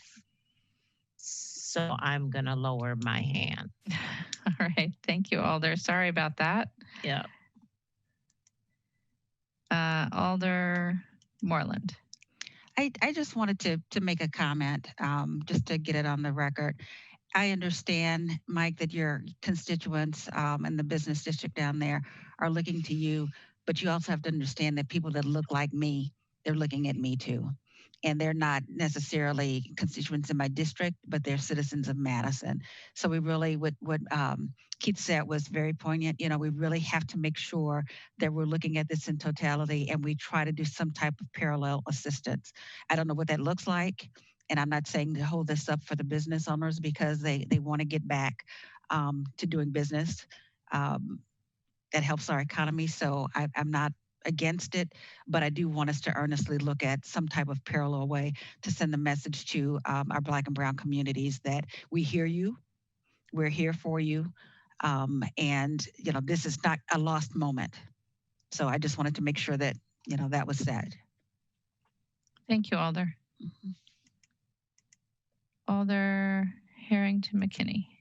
Thank you, Madam Mayor. And so I have to ditto what my colleague was saying. And yes, we're looking at how we can build wealth within Black and Brown communities, because it does go hand in hand. We can't do one for State Street and not really looking at how we build wealth within communities that look like me as well. And so as a city moving forward, and I get that we are in a very challenging budgetary cycle, and some of the things that we would like to do, quite frankly, we're not going to be able to do that. And so I'm glad that we're adding some accountability. And this word transparency comes up. And so when transparency comes up, for me, I look at transparency in everything that we do. And so supporting the small businesses, because oftentimes when the small businesses come before ARC or before the council, it is individuals that need interpreters. So there are small businesses. So I am very pleased that these checks and balances are in place so that those merchants who really need the support, if they're receiving the support. I do want to make sure that we add, and thank you for the friendly amendment, that there is a regular reporting to the Finance Committee of businesses, merchants that have been supported. And then also to make sure that we're looking at how are we supporting Black and Brown businesses as well, because that's critically important. You can't do one without the other. And so the city is going to have to stretch. The city is going to have to say no to some programs. And when we talk about accountability and transparency, that's a word that I am beginning to have some questions about, because it changes depending upon who's speaking it, and it changes depending upon what project we're looking at. And so when we're looking at economic development for the city of Madison, the goal is that all of Madison, regardless whether you're Black or Brown or whatever, you have the opportunity to thrive. And that is the goal for our city. We're not there yet. We have a long way to go, but that is what we should be standing for. That's what we should be moving forward, that all citizens have the opportunity to thrive, and what that looks like and how we can achieve that in such a challenging period of time that we are in. Thank you. That's all I have. Thank you, Alder. Alder Brevier. Thank you. And again, I'm sorry to speak one last time here, but I really want to let my colleagues know, especially Alders Moreland and McKinney, that I hear you and I totally agree with you that it might seem that somehow we're tone deaf if we only create this program and don't do anything else for people of color in our community, especially African Americans. And so that's why I asked to co-sponsor the commercial ownership assistance program that we had as our previous agenda item, is because I do get that, and I believe that we need to do as much as we can. And so that obviously is a minimal amount. It's also $500,000 as a start to that brand new program to help people of color in their businesses. But I just wanted to make that point that I absolutely agree with you. I hear you. That's how I intend to move forward as a privileged person, with my race. And the last several weeks I just want you to know, have caused me deep soul searching. in everything I do and what I've done in the past and what I'll do in the future. And again, I just wanted to make that point because I don't know if it's been clear, but again, the last agenda item we had, that commercial ownership program obviously is meant to help our Black and brown neighbors succeed in their businesses in our community. Thank you. Thank you, Alder. All right, I have no further alders in the queue wishing to speak. So the motion is to approve, I believe it is friendly to the body to require reports at each of the next Finance Committee meetings until the funds are expended. Seeing no other alders wishing to speak, is there objection to recording a unanimous vote in favor? Alder Furman objects. So we'll have a roll call vote. All those in favor of approving, aye. Those opposed, no. As your name is called, I will unmute you, and Laura will call the roll. Alder Carter. Alder Carter, you're still muted.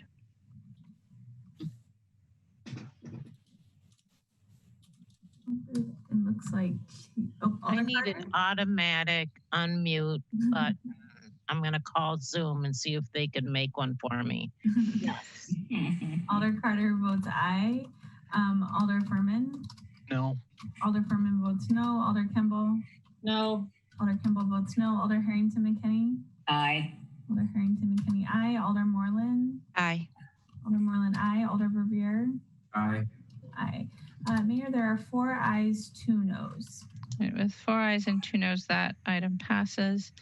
And that takes us to item number 9. Excuse me, I will mute you all.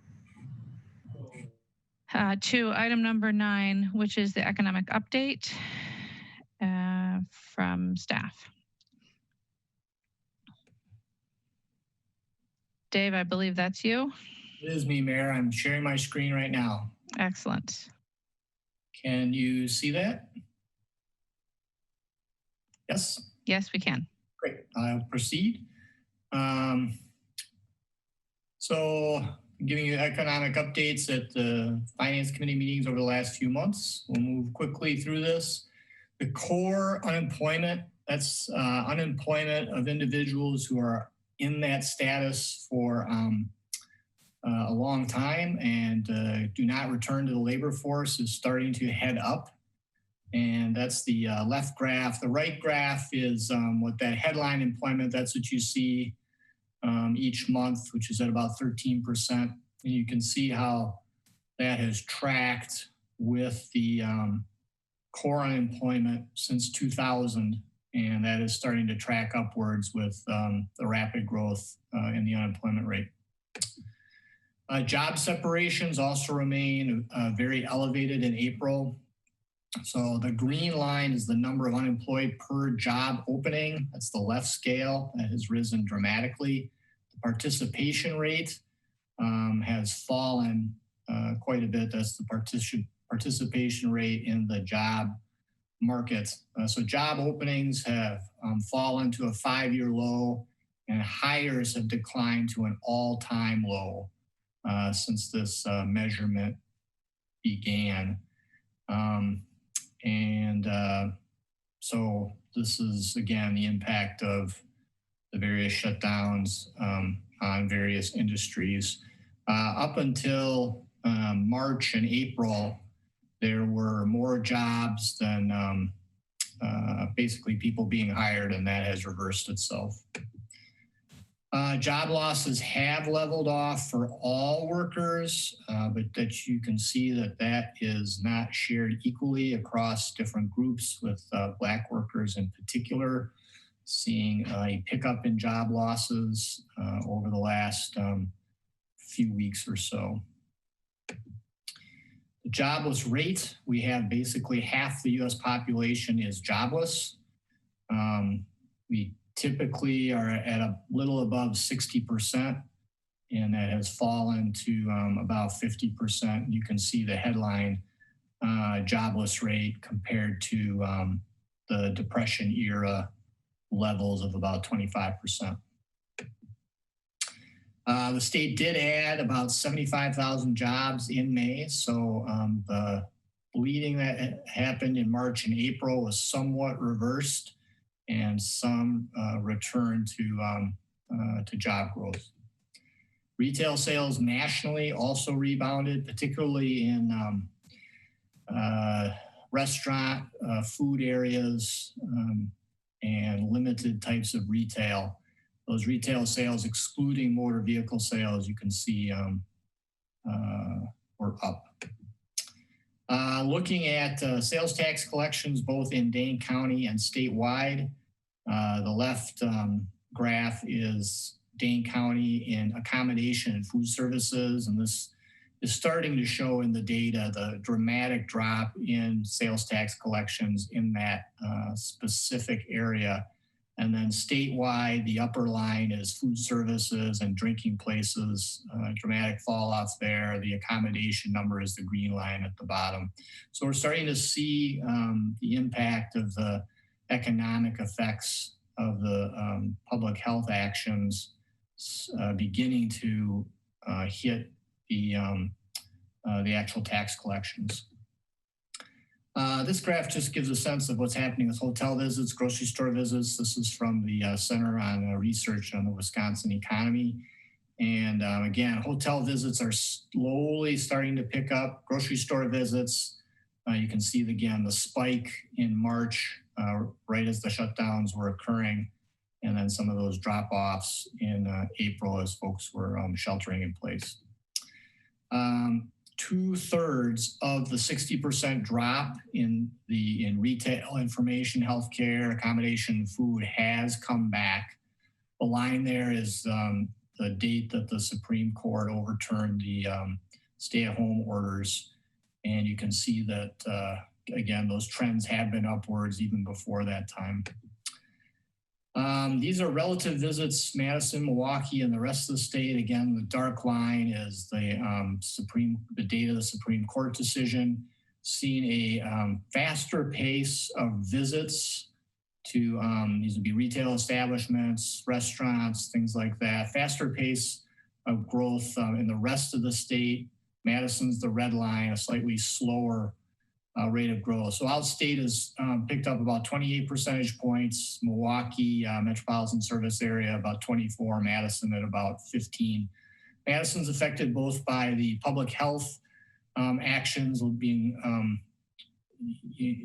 put in place in Dane County, a little stricter than the rest of the state, even a little stricter than Milwaukee MSA. It's also affected by the shutdown of the university, and the extent of students just not the same in Madison as they as usually is the case.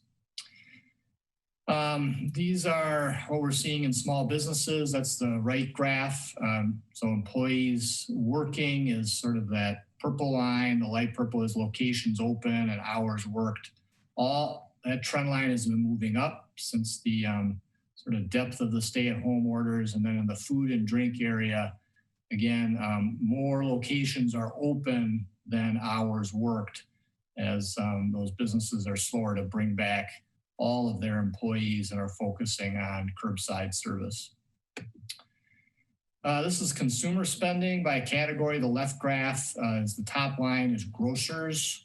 All other category is the bottom line. Again, grocers had that peak with the run up to the stay at home and people stockpiling, and they've kind of returned, heading to a return towards pre-COVID levels. And then all other sort of retail activity, consumer spending is moving back up again, kind of leveling off the last few weeks.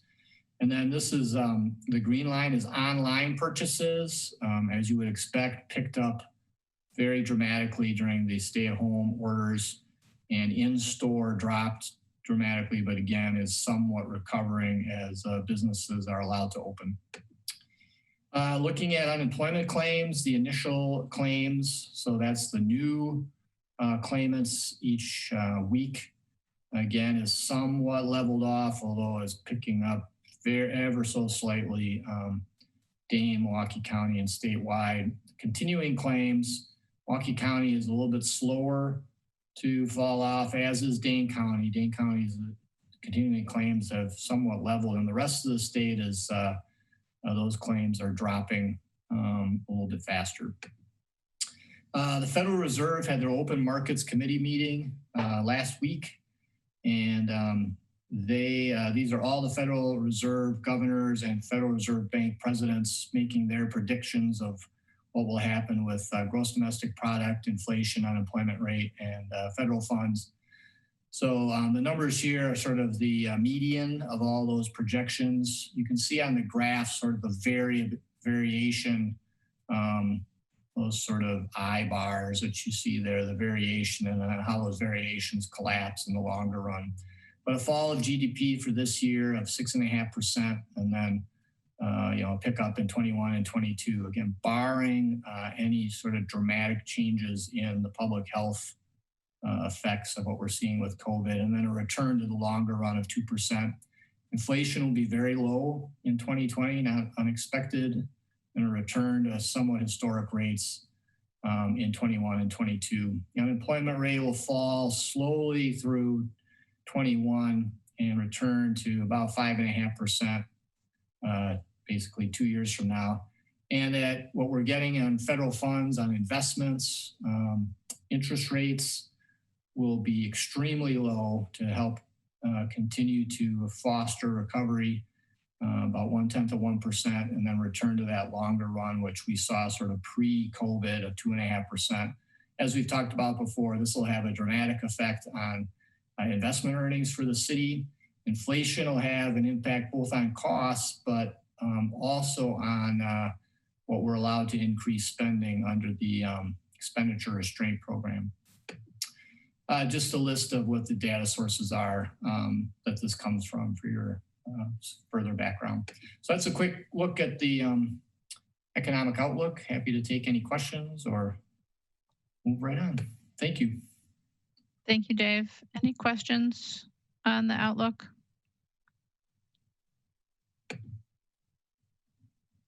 All right, seeing none, we'll move on to item number 10. We have a number of registrants on item 10. So I just want to preface taking those registrations with a few bits of information. So firstly, what we're looking at is the department requests for the capital budget only. These are requests, they're not proposals, they're not before the body for voting. They are what the various departments are asking be included in my executive budget. As we saw last year, not everything the departments ask for will be included into the executive budget, and certainly not everything that they ask for will be included into the final budget that's adopted by the council. This is the first step in the budget making process. And is also just the proposals for the capital budget. So these are only proposals around large ticket items that are lasting in nature, buildings, equipment, et cetera, that we put into our capital budget. And then just again, want to make sure everyone's clear, we're not voting on anything tonight. This is a briefing on the agency requests for the Finance Committee. So with that, we'll go to public comment, and we'll start with Lydia Roussos of Gilman Street in opposition, wishing to speak, to be followed by Shadira Kilfoy Flores. Lydia was on, but she's no longer on. So we'll jump to the next person and see if she joins us at some point. Shadira is on, and you should be unmuted. There we go. Hi there. Can you hear me? Yes, go ahead. Oh, good. So yes, I'm calling specifically to talk about resolution number 61051 in the capital budget. That's the request of $12 million to build a new MPD North District station for 2025. And instead of allocating those funds, what I would like to see is a culturally competent Black and Brown led organizations that focus on mental wellness services and peer support, as well as violence prevention, to receive that money. $12 million is a lot to ask to build a new building when we're in need of much more than that as a community. So I'm speaking in opposition and reject that of the budget request. That's all. All right, thank you. Next is Alexander Wilburn of Gorham Street, neither supporting nor opposing, wishing to speak, to be followed by Autumn Fearing Cabler.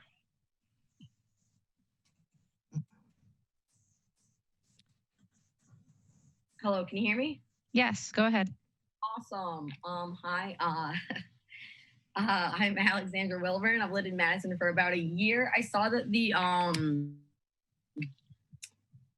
police budget, well, basically whatever that they're requesting, I really urge a lot of introspection and to do a lot more, perhaps looking into issues such as something that I am particularly, as a member of the community, very fearful of, that I only found out in the last couple of years, that in 2006, the FBI put out essentially warning to all communities that white nationalists, those with like white, violent, race dominant ideology, were told to, you know, grow their hair out, stop being skinheads, and join, you know, the police, other facets of the criminal system. And just a couple, like even the recent things that the police statement said that the woman that got hit, that they were approached by like aggressive people that they pepper sprayed. Those were members of her family that like wanted to comfort her and get her help. And then they were pepper sprayed by members of the police, and also, you know, like pushed by like a baton.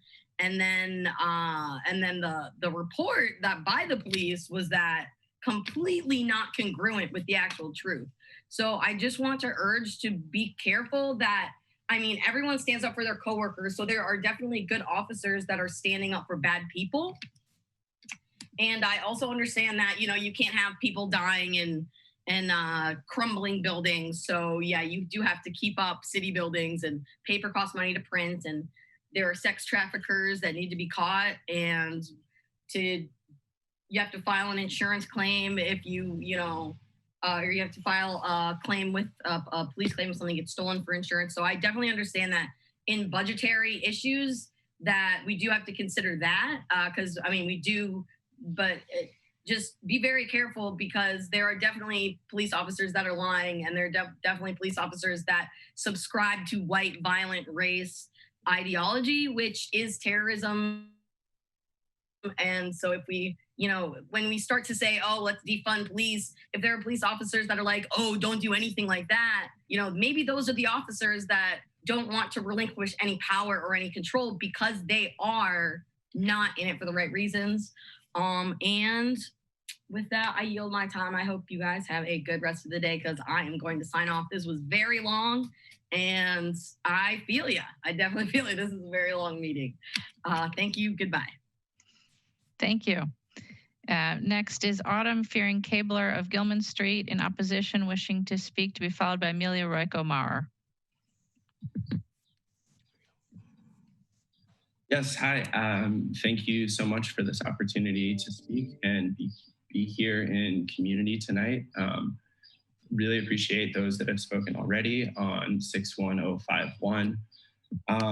One thing I'm thinking of when I see millions of dollars being proposed to go into police department, police station renovations, for example, is that identifies police stations as homes, and they're not. They're places that disappear people. They're places that disappear Black people in Madison. The thought of improving a police station so that officers like Matt Kennedy, who murdered Tony Robinson, who's still on the streets, who's still training cops, the thought that you're going to put millions of dollars into him being more comfortable? Absolutely not. Police stations are not a home. That money should be going into safer, more accessible, more affordable, quality housing. No question about that for the communities that have been impacted the most by racial disparities here in Madison for a very long time.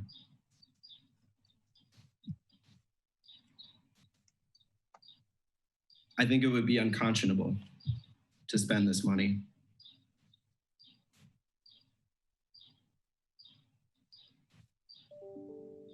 Y'all just got to be honest with yourselves and just start there. Just start there. White supremacy is dishonesty. And that needs to be recognized. And that's a really important step as you're making these budgetary decisions. You know, I can imagine it's dehumanizing for y'all to see a couple $1 million going towards mental wellness services and expanding those while you see tens of more millions going into police departments. You know, I can see why your job would be hard because that's been the status quo for so long. And this now is an opportunity to do something differently, starting with being honest with ourselves as a community about what needs to happen, listening to Black communities and their leadership about the changes that they've already been putting into place, the alternatives to policing that they have already been putting into place. The knowledge is there, the expertise is there, the practice is there, the community is there. So it's time for y'all to make the decision to further resource that because they've been doing the work for y'all, uncompensated. Do not put more money into the police. Now is the time to actively get it out. That's all I have to say. Thank you. Thank you. Next is Amelia Rocco-Mar of Arena, Wisconsin, in opposition wishing to speak, to be followed by Julia Levine. Hi there. Can you hear me? Yes. Okay. So I want to start with just a couple of things I heard on item 7, 8, reimbursing or helping the buildings on State Street, the businesses on State Street. Some things that were mentioned are relevant to what I have to say about number 10. One thing in particular is that, you know, someone had talked about how some of these people own the building because they inherited it. Inheritable wealth for white people is a lot of it in this country is because of what happened between the 30s and the 60s and the New Deal and the GI Bill, when white people and white immigrants were, given money to build homes and go to college and start farms, and given money to go to college if they were, fought in the war. And Black people were completely excluded from that. And I would be willing to bet that there were more than just Black people excluded, probably Native Americans. I know for a fact that Black people were totally excluded from that. So once again, not able to build transferable wealth. And the resilience that has been required from Black America after building this country and creating just about everything that we enjoy from a day-to-day basis is asking them again to wait and requiring the alders on this council to be the ones to do it is unconscionable, and nobody should let themselves off the hook for that. No one. Every white person on this council, every non-Black person on this council, non-Native American person on this council needs to be accountable to this, okay? Everybody needs to stand up and say it out loud that there are no Black-owned buildings on State Street, to my knowledge. If there are a few, maybe, but I'd be willing to bet there are none. There are no Black-owned businesses on State Street, to my knowledge. Maybe there are a couple, but I'd be willing to bet almost none. That needs to be stated. It doesn't mean the other people aren't important. It means that we are constantly shifting funds all the time for everybody else, but not for Black America. And someone's got to take the first step. There's always an excuse. There's always a reason. Someone's always suffering. Someone always needs it. There's always a reason to put it off. We have an unpaid bill. We have run out on it. And my family got here in the 20s, and I am totally responsible Doesn't matter. And they were Sicilian and Ukrainian, the dregs of Italy, or the dregs of Europe, pretty much. That's what people considered them. So what? I'm responsible. All of us are responsible. All of us white people are responsible for shifting the funds now. It is time to stop making excuses. There's always something, always. And I have to say, I heard tears for those businesses. I did not hear tears for Tony Robinson. I did not hear tears for Polly Heenan. I have not heard tears for Janelle Laird. I have not heard tears for the young man who was beaten in his home and had a spit hood put on, who was suffering from some kind of cognitive challenge. I didn't hear tears about that. It's time. We've got to shift the funds. We've got to put our money where our mouth is right now. The luxury of waiting is over. That's what the broken windows represent. That's what these repairs, these needed repairs, that's what they represent. The luxury of shifting funds and waiting is over. I ask you to vote, do not vote for this increase in police funds at all. The point of defund the police is drastically shift funds to SMART, root cause analysis based, public health based, Black-led community, mental health resources, educational resources, peer support resources. Look to those that have a small budget, the ones that have just been, on the ground pushing for this.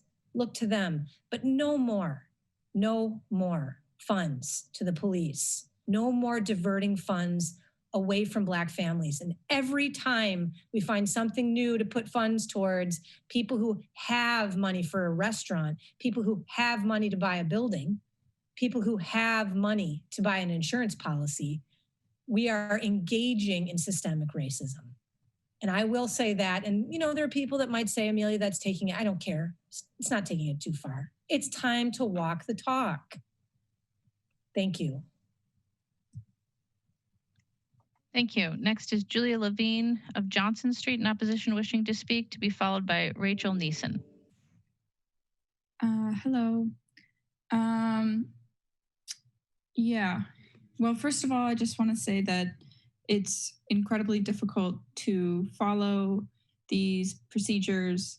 And I'm somebody who has the luxury of time and a college degree, and I'm still so confused. And I recognize that this is an intentional practice built into white supremacist structures, such as city councils and state organizations. So there may be a lot of voices that aren't represented here. Plus, I've been on the line for 2.5 hours.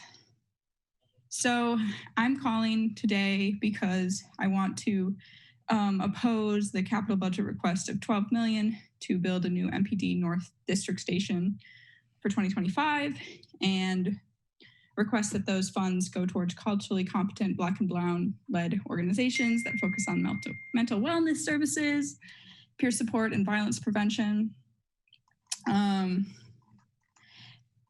Pretty much because Black folks in this country have been at the forefront of every good thing that's ever happened for this country. Labor struggles, good agricultural practices, LGBTQ rights. There's so much knowledge in this community on how to fix the problems that we face in a way that gets to the root, in a way that's holistic, in a way that meets everybody's needs. But it won't happen if we don't center their voices and their work. It won't happen if we don't, help redistribute, give reparations. So I just feel like we need to focus on what the community is asking for. And the Black community is asking for defunding the police, urban triage, Freedom Inc., Link Madison, What's Next Forum. All of these are just organizations made up of people that have been gathering so much momentum over the past few weeks. And I don't think these organizations are going to stop working for this. And I don't think that your jobs are going to be over to listen to them for a long time. So I think the time is now to signal that you're listening. The time is now to actually put the money where it needs to go. So 12 million to a police station, absolutely not. Defunding the police and putting that money towards Black people's health and wealth. Thanks, that's all. Thank you. Next is Rachel Neeson of Langdon Street in opposition wishing to speak. There's nobody here by that name. Okay, then we have Liv Jackson of Mary Street in opposition available to answer questions, and about 50 other folks registered in opposition not wishing to speak. Are there any questions for any of the registrants before we go on to the presentation?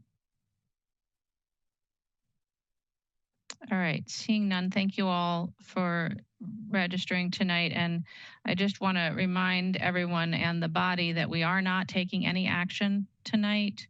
This is a briefing on the requests from the departments for the capital budget. And Laura, I'll turn it over to you now. Great.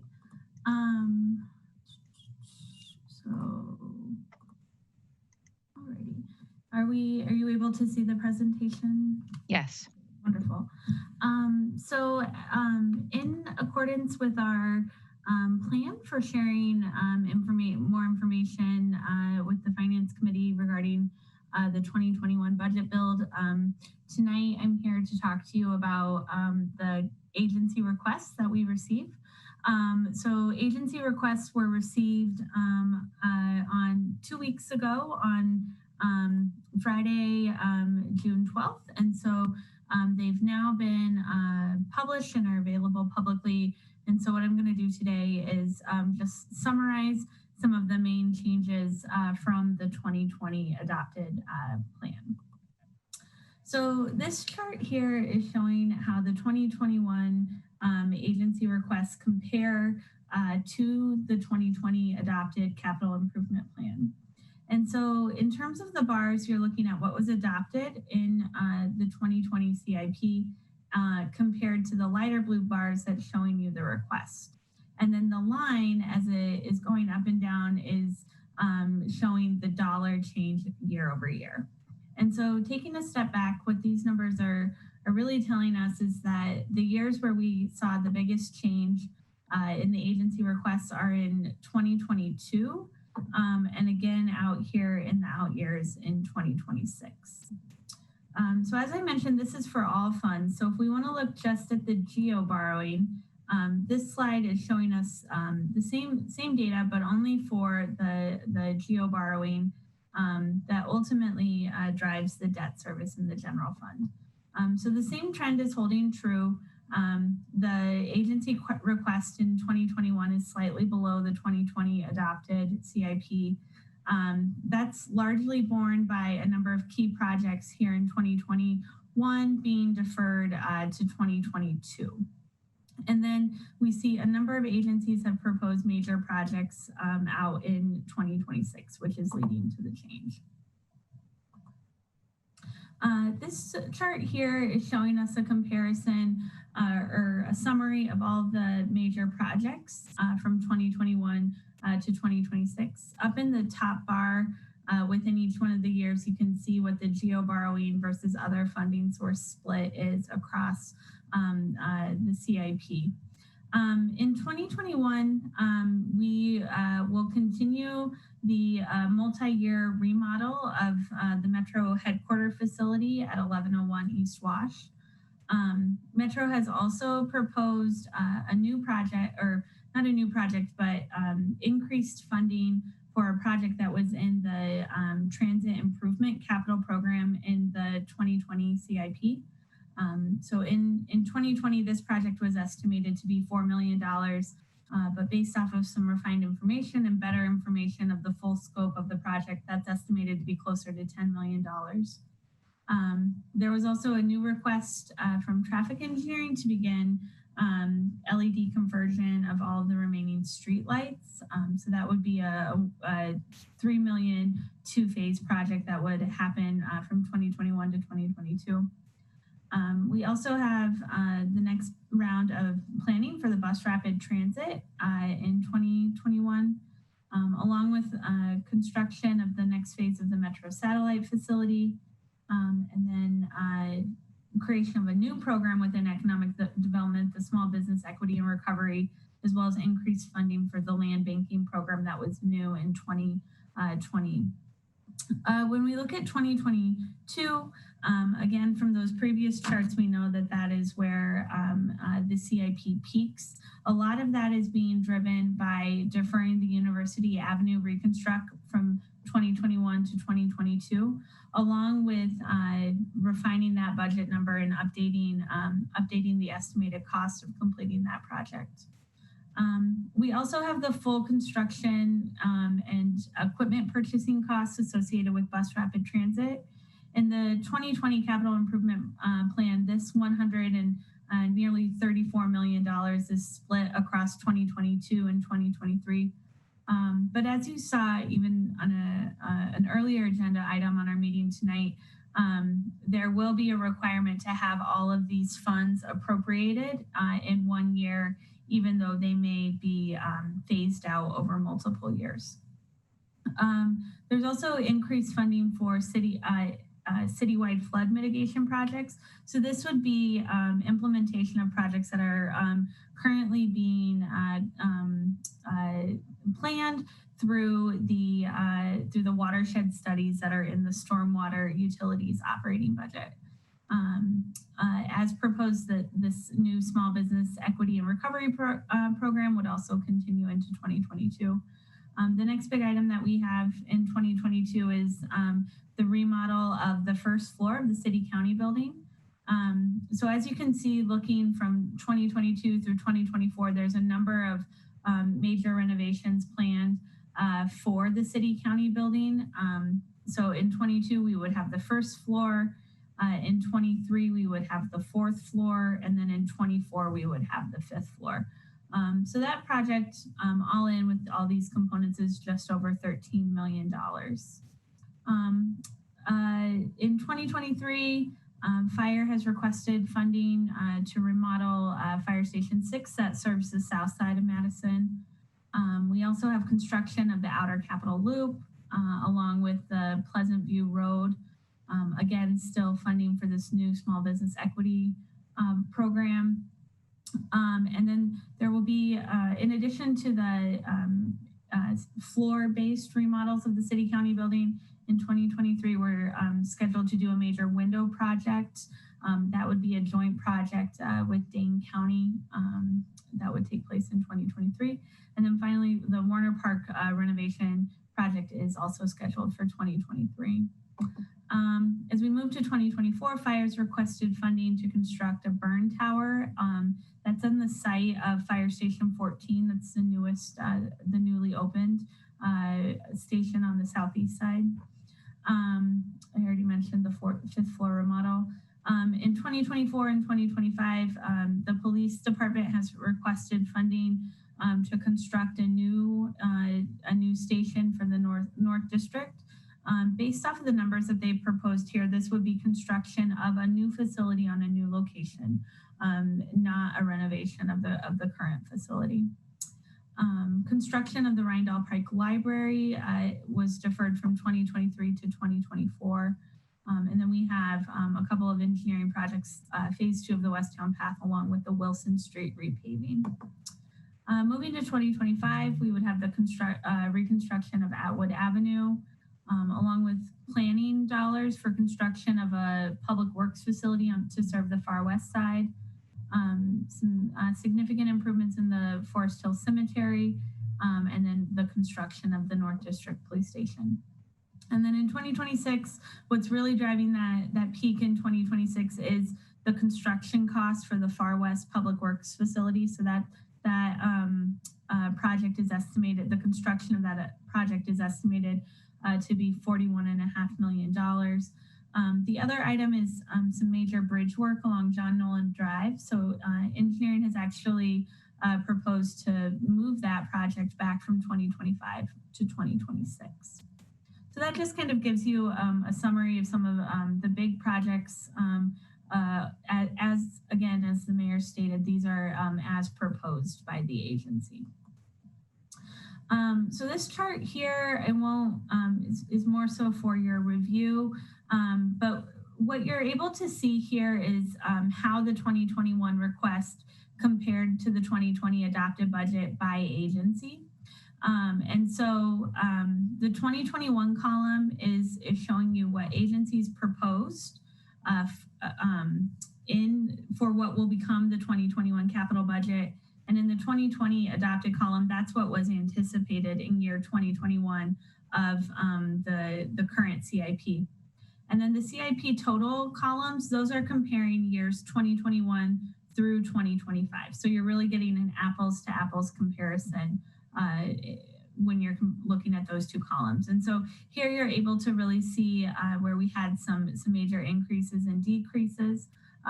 All of these are outlined in the agency request materials, but some of the major changes just to highlight here.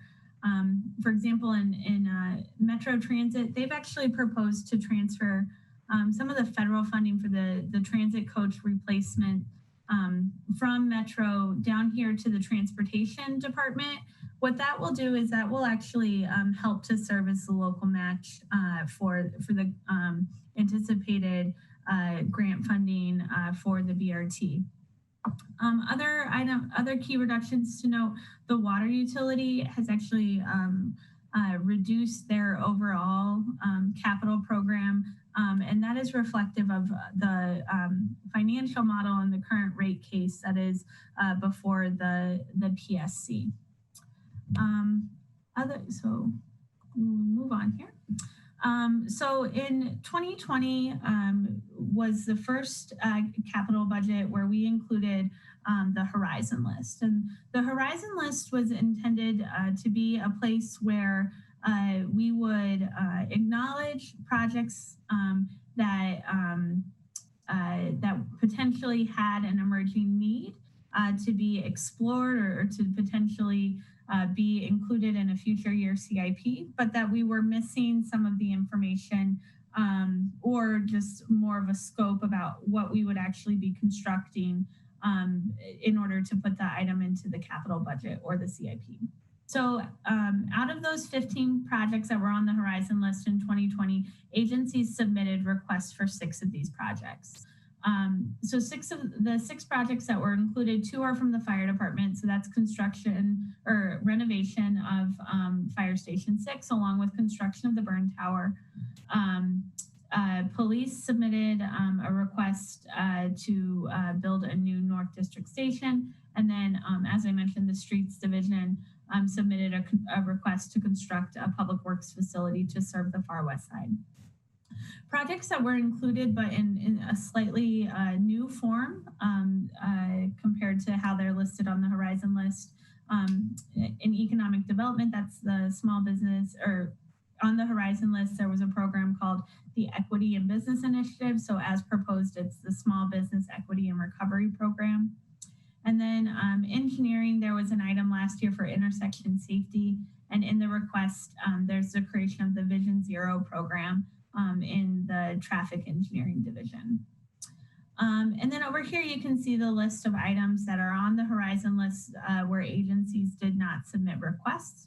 So there was the Community Facilities Development Fund, reconstruction of the Mineral Point Road, renovation of Fire Station 10, funding for the training development program, purchase of electric buses for Metro, construction of new parks at Hill Creek in Northeast, construction of a property evidence storage for the police department, and then the Stark Weather coagulant treatment.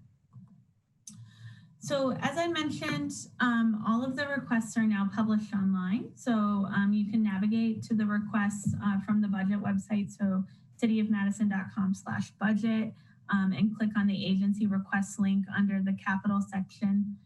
For each agency, you'll see 4 different components. You'll see a request summary and analysis. And so with that, that shows for each agency's budget, all of the projects by year. We've also summarized by each agency all of the major changes that the agency has proposed in the 2021 request.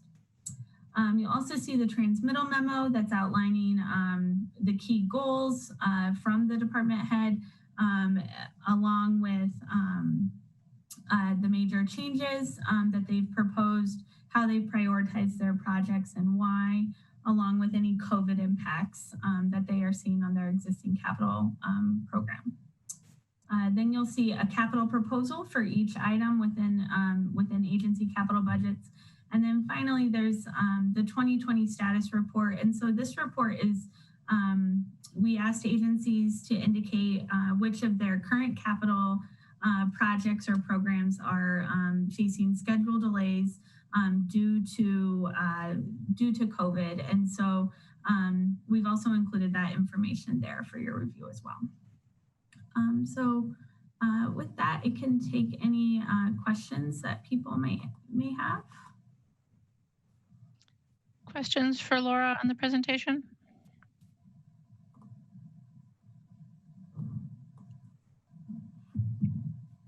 I'm not seeing any questions, so thank you, Laura. And I think actually, I will ask you one question. Can you just remind us all of what the next steps are for the capital budget process? So agencies, as I mentioned, agencies submitted these requests 2 weeks ago.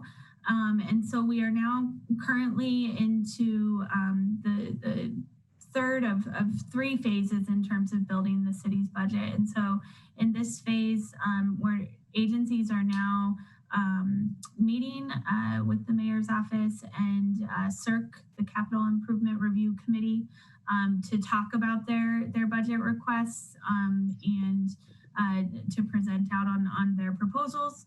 From there, we will develop a finance recommended budget, and then before finalizing the executive budget that will be introduced to the Common Council the Tuesday after Labor Day, and then referred to the Finance Committee that second week in September for agency hearings and additional debate before the Finance Committee has the opportunity to amend the executive budget in late September.